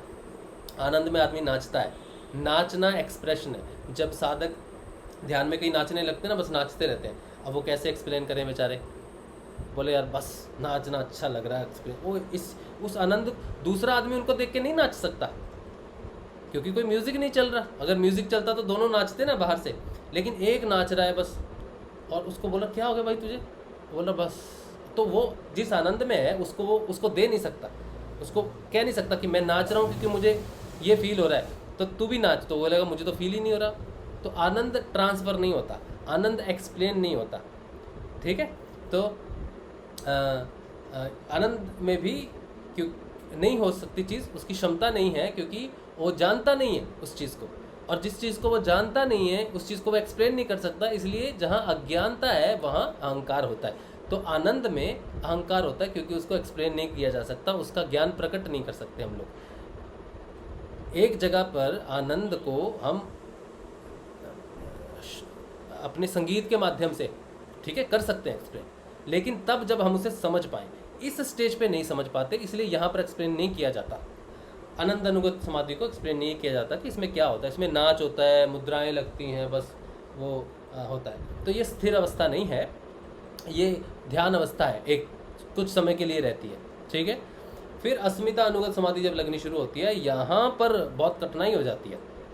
अस्मिता अनुगत में, अस्मिता अनुगत में जब गुजरोगे तब सत्य की धारणा बहुत बहुत तब पक्की हो जाएगी। तब आपकी बुराइयां शुरू होंगी, क्योंकि आपने वो बात बोलनी है जो दूसरे सुनना नहीं चाहते। फिर आपका विरोध होगा, ठीक है। विरोध होने से फिर वो आप उस सत्य की कसौटी पे खड़े रहते हो, टिके रहते हो कि नहीं, वो डिपेंड करता है। आपका अपना चुनाव है, आपका अपना एक दृष्टिकोण है, वो आप रख सकते हो कि नहीं रख सकते हो। अस्मिता अनुगत समाधि हमें अज्ञानता से ज्ञान की तरफ लाने की शुरुआत करती है। ज्ञान एक उजाला है, एक सच्चाई है। ये एक बार दिखनी शुरू हो जाए, एक बार लाइट दिखनी शुरू हो जाए तो कोई अंधकार में नहीं जाता, वो ज्ञान की तरफ जाता है। चाहे कितने ही उसको तिरस्कार हो जाए उसका, या कितनी ही उसको परेशानियों का सामना करना पड़े, या उसको पैसे में लॉस हो, धन में लॉस हो, इधर उधर लॉस हो, तो वो सिर्फ सच्चाई को ही सामने रखने लगता है। जब ये अवस्था बार बार होती रहती है तब उसकी प्रिपरेशन पूरी हो जाती है। अब उसका समय हो गया है सबीज समाधि में जाने का। ये सारी समाधियाँ सबीज समाधि की प्रिपरेशंस हैं। जैसे फाइनल ईयर से पहले तिमाही, 6 माही, 9 माही और फिर फाइनल होता है, इसी तरह से सबीज समाधि से पहले प्रिपरेशंस होती हैं। ये सारी प्रिपरेशंस प्योरीफाई करती हैं आपको, आपके ज्ञान को और आपके लेवल को असेंड करती हैं। आपको पंचभूत से, आपको पंचभूत की सूक्ष्म ज्ञान इंद्रियों से, इनसे स्थूल भूत से, सूक्ष्म भूत से ऊपर उठाती है और आनंद देती है, ज्ञान की प्राप्ति करती है। ताकि ज्ञान, इसलिए कि अब जो सबीज समाधि में होने वाला है वो बहुत मुश्किल है। सबीज समाधि कोई ऐसी अवस्था नहीं कि बैठे आहा आज मैं समाधि में था, सबीज समाधि में था, ये नहीं है सबीज समाधि, ठीक है। सबीज समाधि का अर्थ है कि आप व्यवहार कर रहे हो, ठीक है। व्यवहार में आपके सामने आपके संस्कारों के पिछले जन्मों के बीज पड़े हुए हैं, वो अंकुरित हो रखे हैं, पेड़ बन के हैं। पहले वो पेड़ दिखते नहीं थे, अब आप इन 4 समाधियों को पार करके एक नई एरिया में आ गए हैं। यहाँ आपको जंगल दिखता है बहुत बड़ा, आप कहते हैं ये क्या फालतू जंगल बना हुआ है भाई। तो फिर आप एक पेड़ के पास जाते हो, बहुत बड़ा पेड़ है, आप उसके सामने खड़े रहोगे, कौन सा पेड़ है भाई? वो कहता हूँ मैं राग हूँ। फिर दूसरे के पास जाता तो वो कहता तू कौन है भाई? तो मतलब मैं ईर्ष्या हूँ, मैं जलन हूँ, मैं कंपटीशन हूँ, मैं अहंकार हूँ। अहंकार का तो बहुत बड़ा पेड़ है अहंकार की तो ज़मीन ही कह लो आप। तो सबीज समाधि में जब वो प्रवेश करता है, यहाँ पर उसे अपने अंदर वो जंगल दिखाई देता है। वो बीजों से, वो बीज जो पड़ते हैं उनसे जंगल बनता है ना, तो वो सारा जंगल उन बीजों से पड़ा हुआ है। तो वो क्या करता है, यार इतने बीज हैं मेरे अंदर, मतलब बीज का अर्थ है इतने संस्कार हैं और पता नहीं कितने जन्मों के संस्कार हैं। संस्कार को हम बीज कहते हैं, ठीक है। फिर उससे पेड़ बनता है। तो कहता है यार अब मुझे ईर्ष्या, मुझे किसी की निंदा अच्छी नहीं लगती। तो निंदा का पेड़ बहुत बड़ा है, तो मतलब अब मुझे निंदा अच्छी नहीं लगती है, ये पेड़ काटना पड़ेगा हमको। तो वो बोलता है ऐसे कैसे काट दोगे भाई, हम पिछले कई जन्मों से खड़े हैं यहाँ पर, तुम हमको कैसे काट सकते हो? तो कहता है कि भाई काटना तो पड़ेगा, अब निंदा अच्छी नहीं लग रही, अब मैं क्या करूँ? अब मेरी पंच इंद्रियाँ और उस ग्रहिता, मैं मन, ग्रहण मतलब तुम्हारा ऊर्जा, मतलब उस ईर्ष्या को आने वाली ऊर्जा, ग्रहण, हाँ 3 चीज़ें थी ना। पुरुष था मन, जो कह रहा है कि अब मुझे नहीं चाहिए, चित्त में अब वो संचय नहीं हो सकता। तो ग्रहण का अर्थ है कि इंद्रियां अब तेरी डिमांड नहीं पूरी कर सकती, और तुझे क्या चाहिए, किसी की निंदा करने बैठ जाऊं मैं, वो अब नहीं हो सकता। तो तुझे वो तो फूड तो मिलेगा नहीं। अब जब तुझे किसी की निंदा सुनने को मिलेगी नहीं, मैं जगह पे जाऊंगा नहीं, तो फिर तेरा पालन पोषण कैसे होगा? जैसे पेड़ के लिए खाद जरूरी होती है ना, वैसे उस बीज से प्रकट हुई ईर्ष्या के उस पेड़ को भी ज़रूरत होती है उसकी खाद की, उसकी खाद क्या है कि मैं कहीं पे जाके निंदा करूँ, हाँ ठीक है ये तो ऐसा है, वो तो वैसा है, ये तो ऐसा है, तो उस पेड़ को वहाँ ऊर्जा मिल जाएगी, वो और फूल जाएगा अंदर, हाँ हाँ हाँ मज़ा आ रहा है, बहुत निंदा मिली आज तो मुझे, आज तो मेरी जड़ें और मजबूत हो गई। लेकिन जिस व्यक्ति में सत्य हो जाए, जो व्यक्ति आत्मा की तरफ जाना शुरू हो जाए, आत्मा के रास्ते में ये सारे पेड़ आते हैं, काटने पड़ते हैं, तो वो उसको बोलेगा अब मुझे अच्छा नहीं लगता, अब उसको मिल नहीं रहा, वो जो पेड़ है उसको ईर्ष्या मिल नहीं रही, तो वो सूख जा रहा है। जैसे पेड़ को पानी नहीं मिलता, खाद नहीं मिलती, तो वो सूखने लगता है ना, हाँ, तो ये ईर्ष्या का पेड़ सूखने लगता है, क्योंकि अब मुझे ईर्ष्या पसंद नहीं, अब मैं ईर्ष्या का हिस्सा बनना नहीं चाहता। तो सबीज समाधि में सबसे पहला बीज जो पेड़ हमने सुखाया, वो किसका सुखाया, जो भी हम में बदलाव आया, इसे कहते हैं परिवर्तन।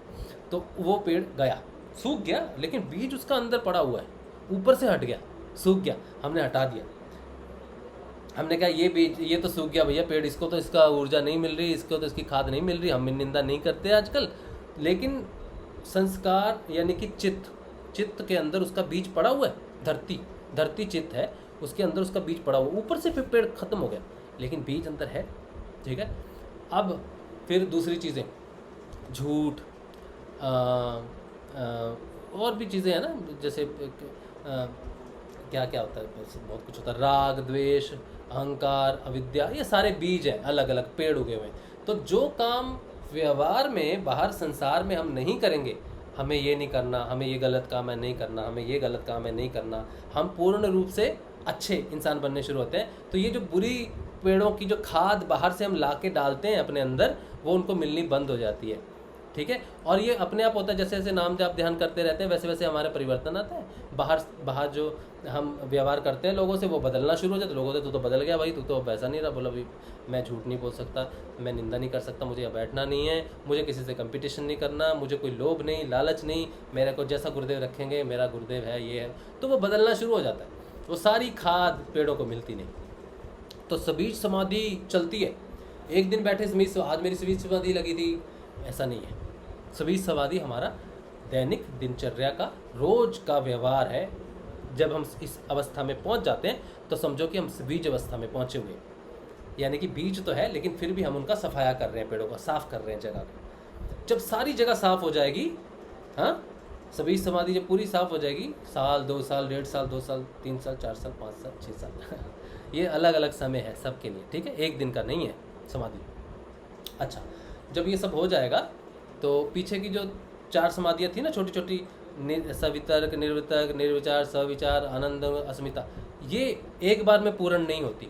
जैसे आपने सबीज की प्रिपरेशन होती है कि चलो जी तुम नई क्लास में आए हो, आज 3 महीने हो गए, तुम्हारा टेस्ट लेंगे, क्या किया है तुमने, ठीक है। तो जितना सवितर्क, निर्विचार, वितर्क अनुगत, विचार अनुगत, आनंद अनुगत, अस्मिता अनुगत जितनी पक्की होती जाएंगी, जितना उनमें बदलाव होता जाएगा, जितना ज्ञान उसमें प्राप्त होता जाएगा, उतना ही सबीज समाधि में व्यवहार चेंज होना शुरू हो जाएगा। तो ऐसा नहीं है कि ये 4 समाधियाँ लग गई, खत्म हो गया इनका काम, और सबीज समाधि लग रही है बस, वो नहीं लग, नहीं, वो लगती रहेगी, वो इम्प्रूव होती रहेंगी चीज़ें, ठीक है, 4 छोटी छोटी। वो ध्यान जो आप करते हो ना डेली, वो उन 4 को पक्का करता है रोज़, कभी कोई कभी कोई कभी कोई कभी कोई, वो पूरा होता है, वो पेट्रोल उसमें डल रहा है। जैसे जैसे वो मजबूत हो रही है तो उनका होल जो है सबीज समाधि है, वो उसको बल मिलता रहता है, वो उठती रहती है। तो जिस दिन ये पूरी 4 छोटी छोटी समाधियों में पूर्ण रूप से हम ज्ञानी आप समझ जाएंगे इन सारी चीज़ों को, उसी तरह से हम यहाँ से क्या होते रहेंगे। इसको किया है क्षीण वृत्ते,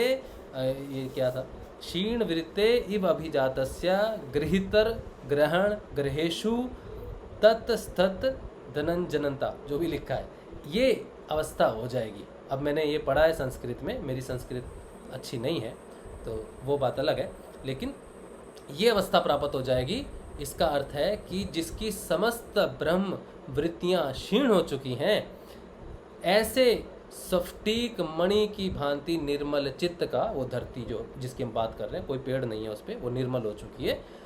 जो ग्रहिता है मन की, मन जो मांग रहा था, और ग्रहण जो इंद्रियां उसको दे रही थी, और जो चीज़ें बाहर ईर्ष्या राग द्वेष यानी कि ग्रहण पंचभूत के विषय वो ले रहा था, उसमें वो स्थिर हो जाता है और उसमें करें तदाकार हो जाता है, वो सारी चीज़ों का ज्ञान उसको प्राप्त हो जाता है। बकवास है। और ऐसी समाज, ऐसी अवस्था जब पूर्ण हो जाती है, पूर्ण रूप से वो हो जाता है, मुक्त हो जाता है इन चीज़ों से, तब वो एक स्थिति में आता है।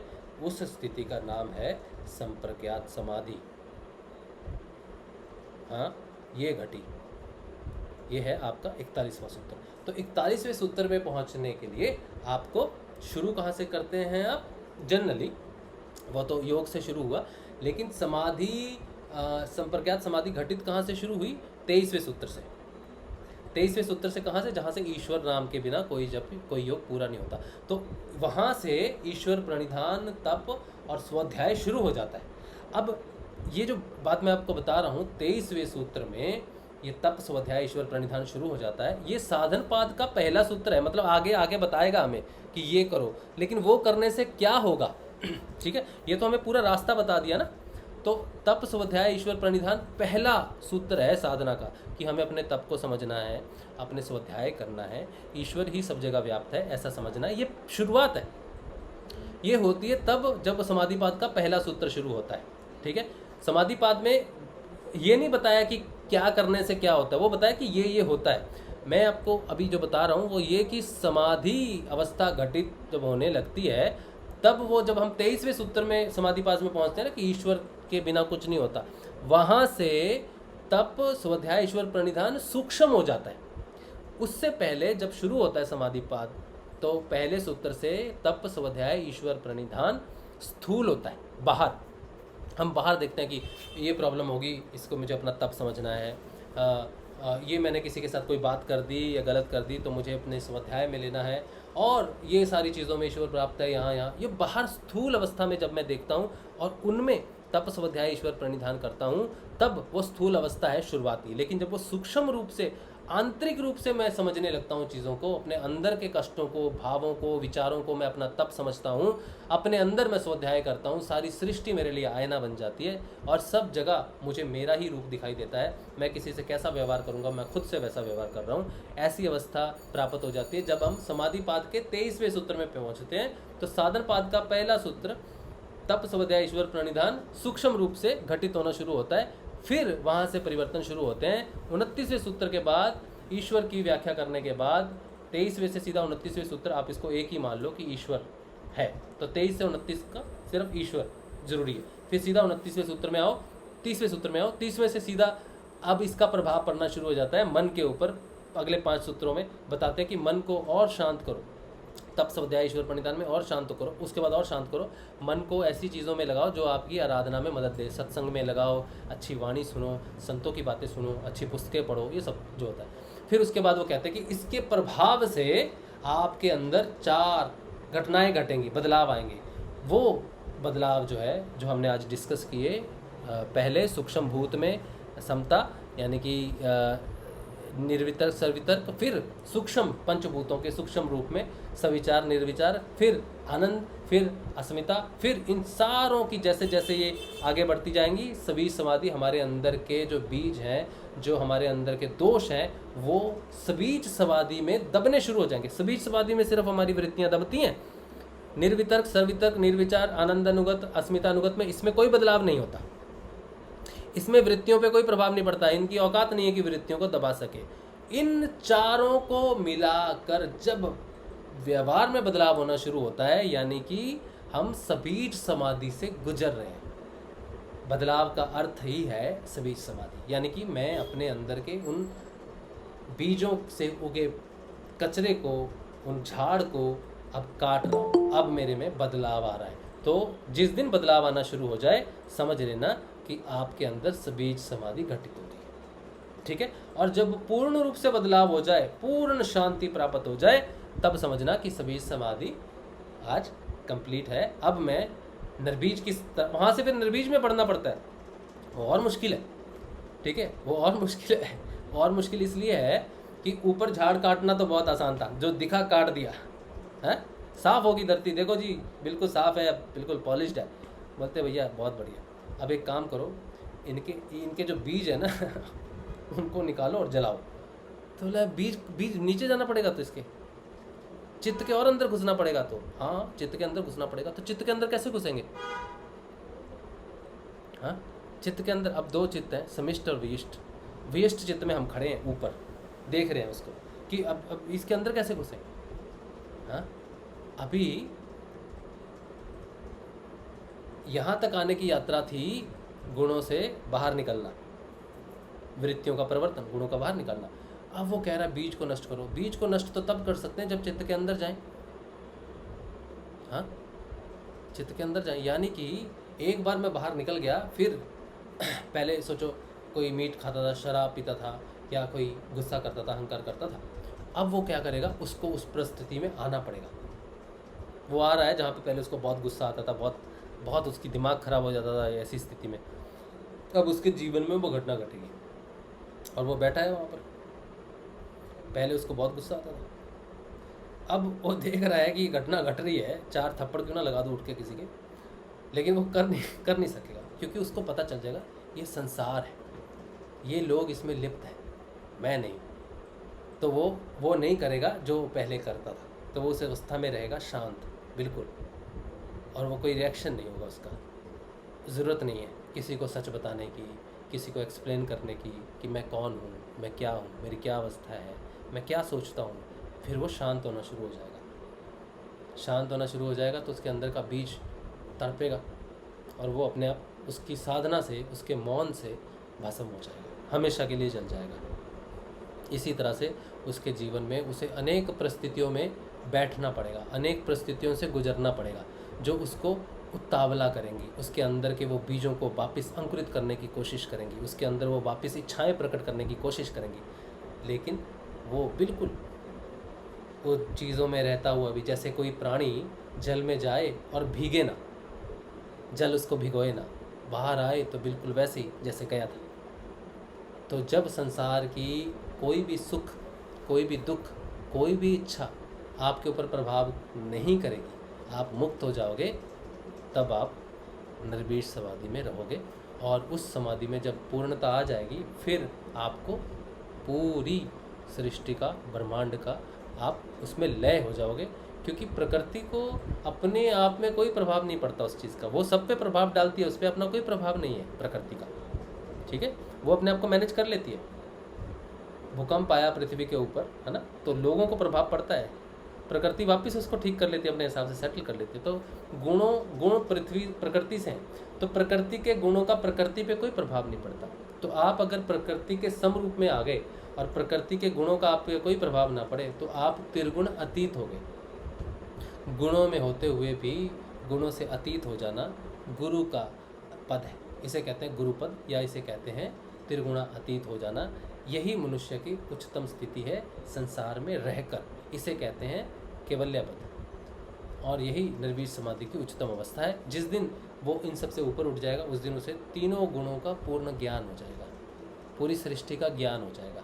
फिर वो उसके सामने पत्थर रखा हुआ और वो पत्थर को देख रहा है, और वो पत्थर को भी देख रहा है और पत्थर के माध्यम से खुद को भी देख रहा है। फिर उसके लिए वो और वो पत्थर कोई फ़र्क नहीं रहा, क्योंकि जो वो इस शरीर से, इन आँखों से देख सकता है, तो वो ये है, इसमें है, और पत्थर जहाँ पर रखा हुआ है और पत्थर के माध्यम से भी सब कुछ देख सकता है, तो वो उसकी व्याप्ति उसमें भी होगी। अब पत्थर और उसमें कोई फ़र्क नहीं रहा, एक हो गए। इसको कहते हैं एक पद, एक कत्तम, या फिर कैवल्य। कैवल का अर्थ है एक ही, कैवल्य पद। तो ऐसा मनुष्य जो शरीर में रह के सारी वस्तुओं में अपनी चेतना को जान ले और चेतना में आ जाए, उसे कहते हैं श्री। उसके नाम के आगे क्या लगेगा? श्री। श्री अरविंदो, श्री गुरुदेव, श्री कृष्ण, ठीक है। तो उसके नाम के आगे श्री की उपाधि आ जाएगी। अब वो सब जगह है, प्रथम है, वही प्रथम है, वही द्वितीय है, वही थर्ड है, वही सब कुछ है। इसको कहेंगे उच्चतम अवस्था, ठीक है जी। चलो, आज तो हमने कुछ ज़्यादा नहीं किया, आज हमने किया है 41वां सूत्र। जिस तरह से, जितना ये कठिन है और जितना बड़ा ये सूत्र है, उतनी बड़ी इसकी व्याख्या है, लेकिन ये अपने आप में पीछे के सारे सूत्रों को लपेट के रखता है, 41वां सूत्र, ठीक है बच्चों। अब आपको समझ में आ गया कुछ कि मैंने बस वैसी घटना घटाई है ना? सो गए? सो गए, चलो। तो YouTube पे भी जाग ही रहे हैं सारे, कोई बोलता नहीं कुछ। अभी तो अब बोल सकते हैं, बीच में तो नहीं बोल सकते, खैर अब बोल सकते हैं। बच्चों कहाँ हो?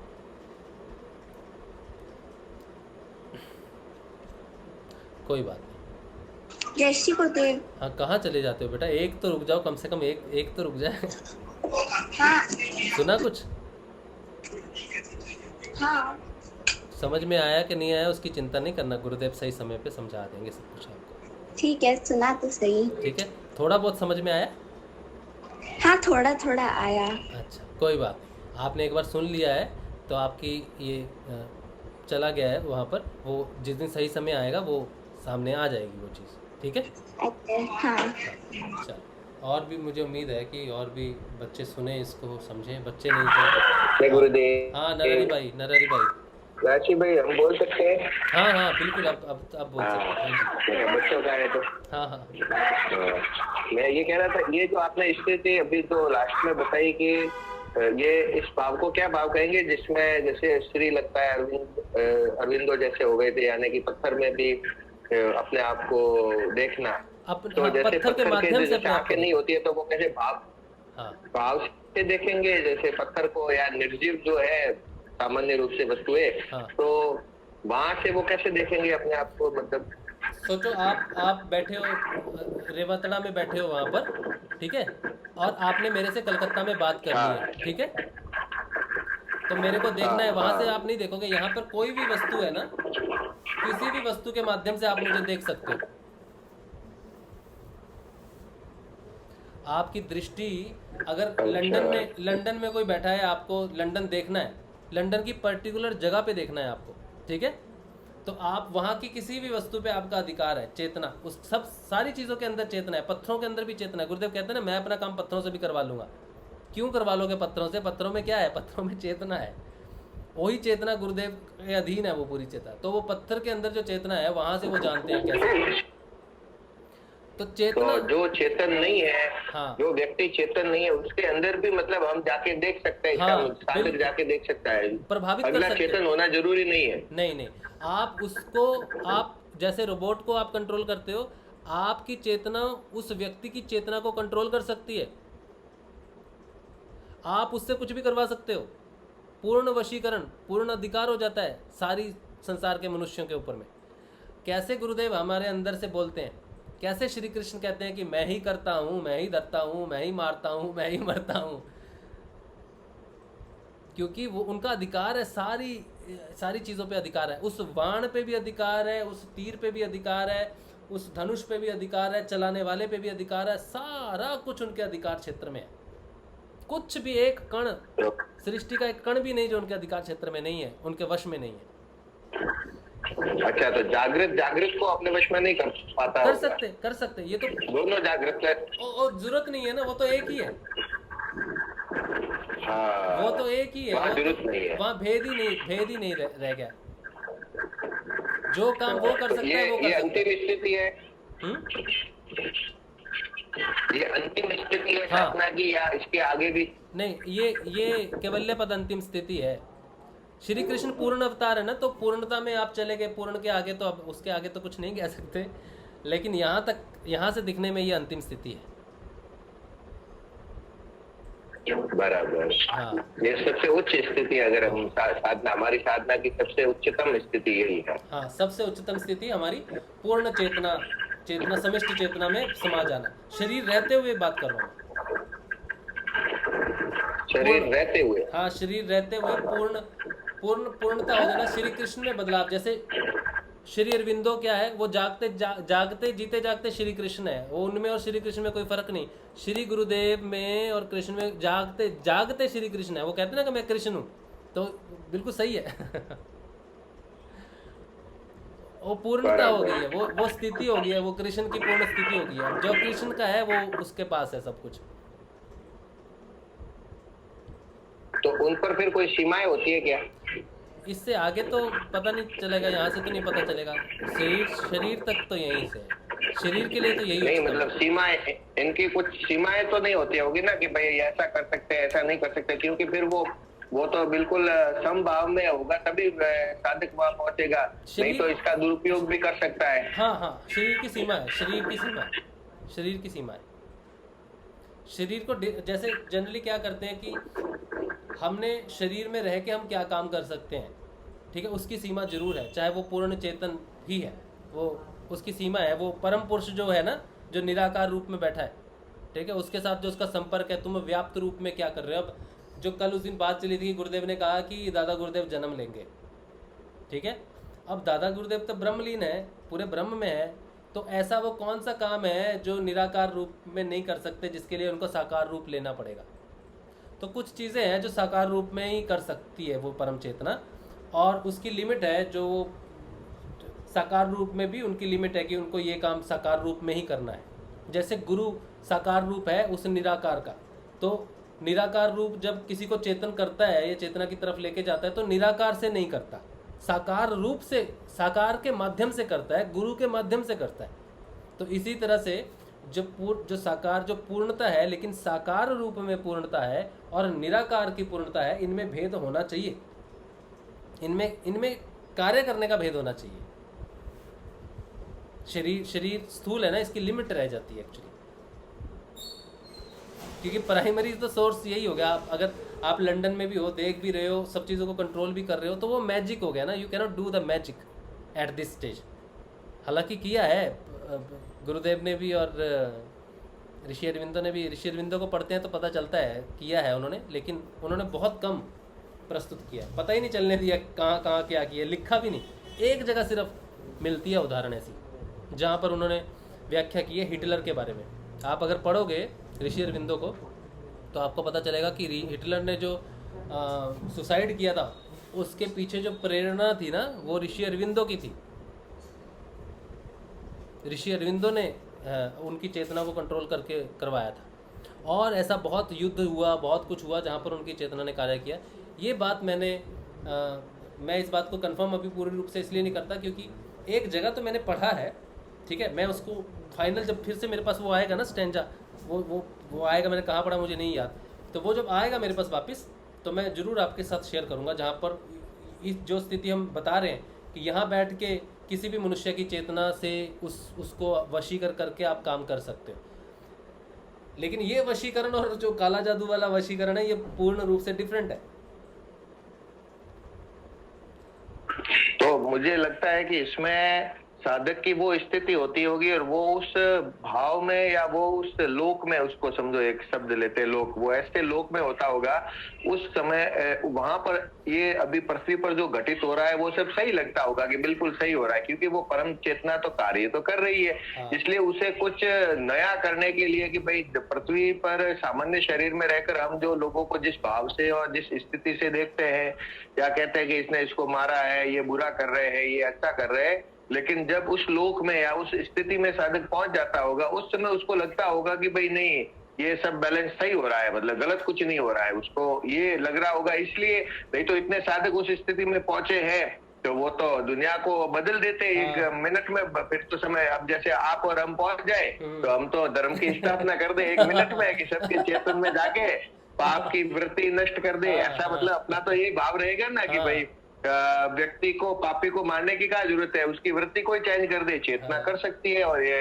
हनुमान जी की तरह एक समय में बहुत जगह भी रह सकती है, तो सबके चेतन में चले जाए। और हालांकि गुरुदेव यही कर रहे हैं कि सबको चेतन कर रहे हैं, सबके चेतन में जाके सबको चेतन कर रहे हैं। ये अभी प्रकट हुआ, ये अभी प्रकट हुआ, सोचा नहीं था, ये प्रकट हुआ। गुरुदेव यही कर रहे हैं जो हम सोच रहे हैं। एक चीज और है इसमें कि जो महाभारत जो पूर्ण रूप कृष्ण का है, उसके पास एक अर्जुन था जिसमें उन्होंने परिवर्तन किया।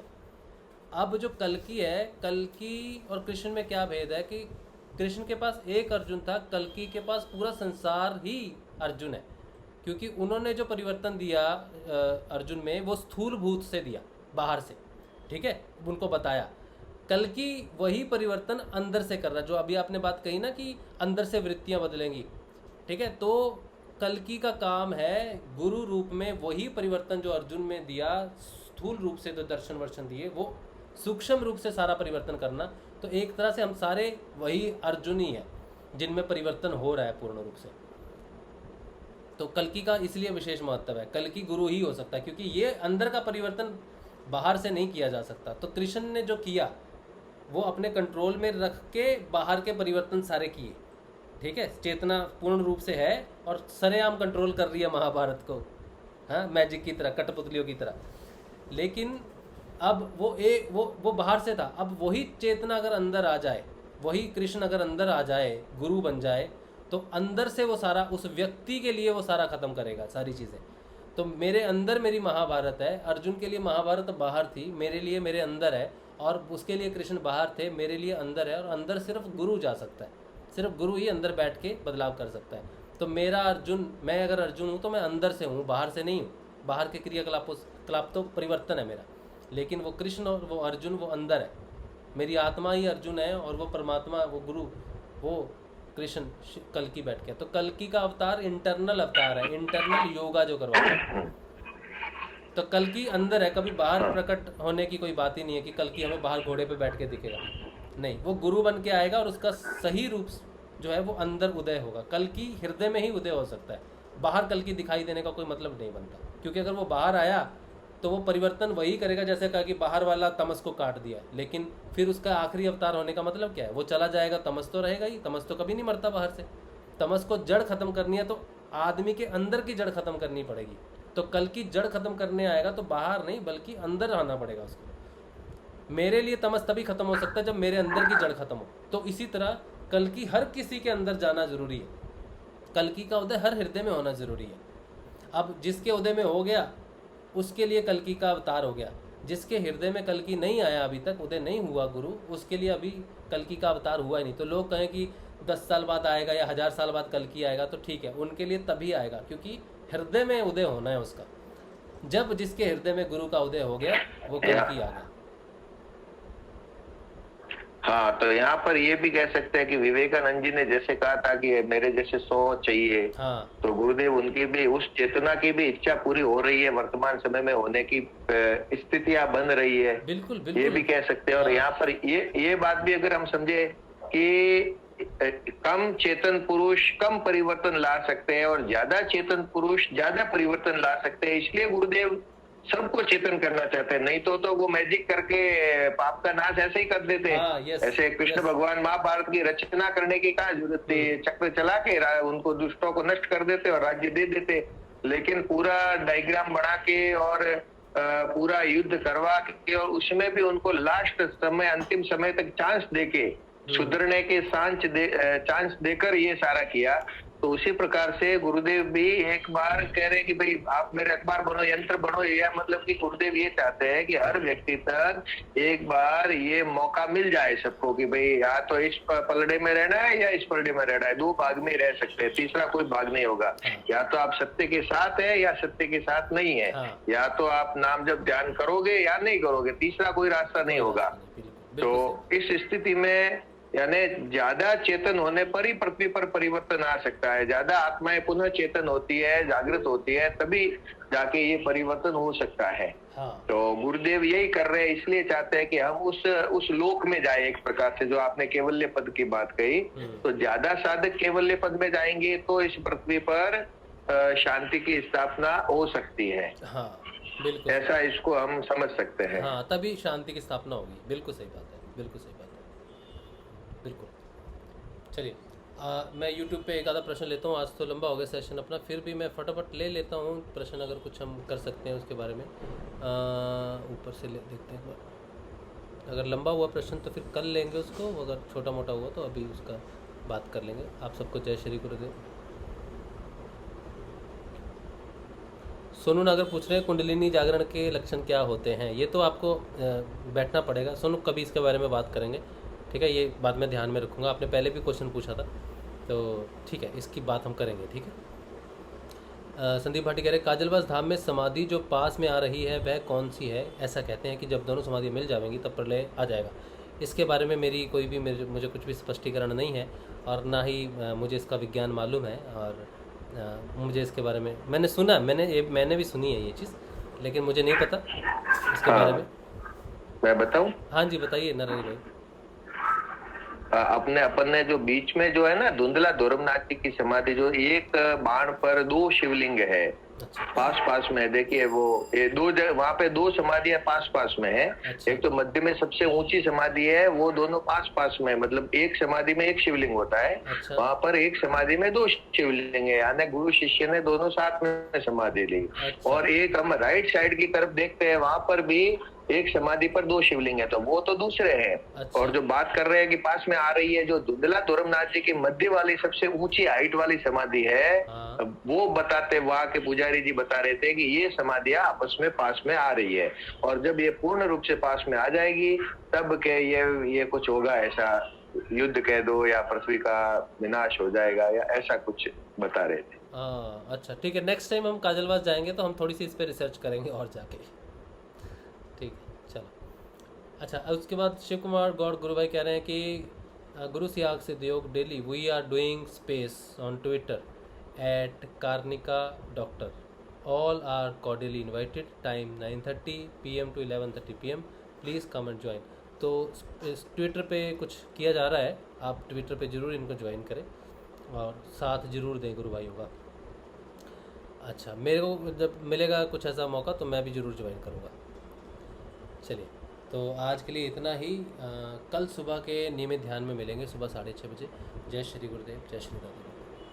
जय श्री गुरुदेव, जय श्री गुरुदेव, श्री गुरुदेव, श्री राधा गुरुदेव, जय श्री गुरुदेव, जय श्री गुरुदेव, जय श्री, जय श्री, जय श्री राधा।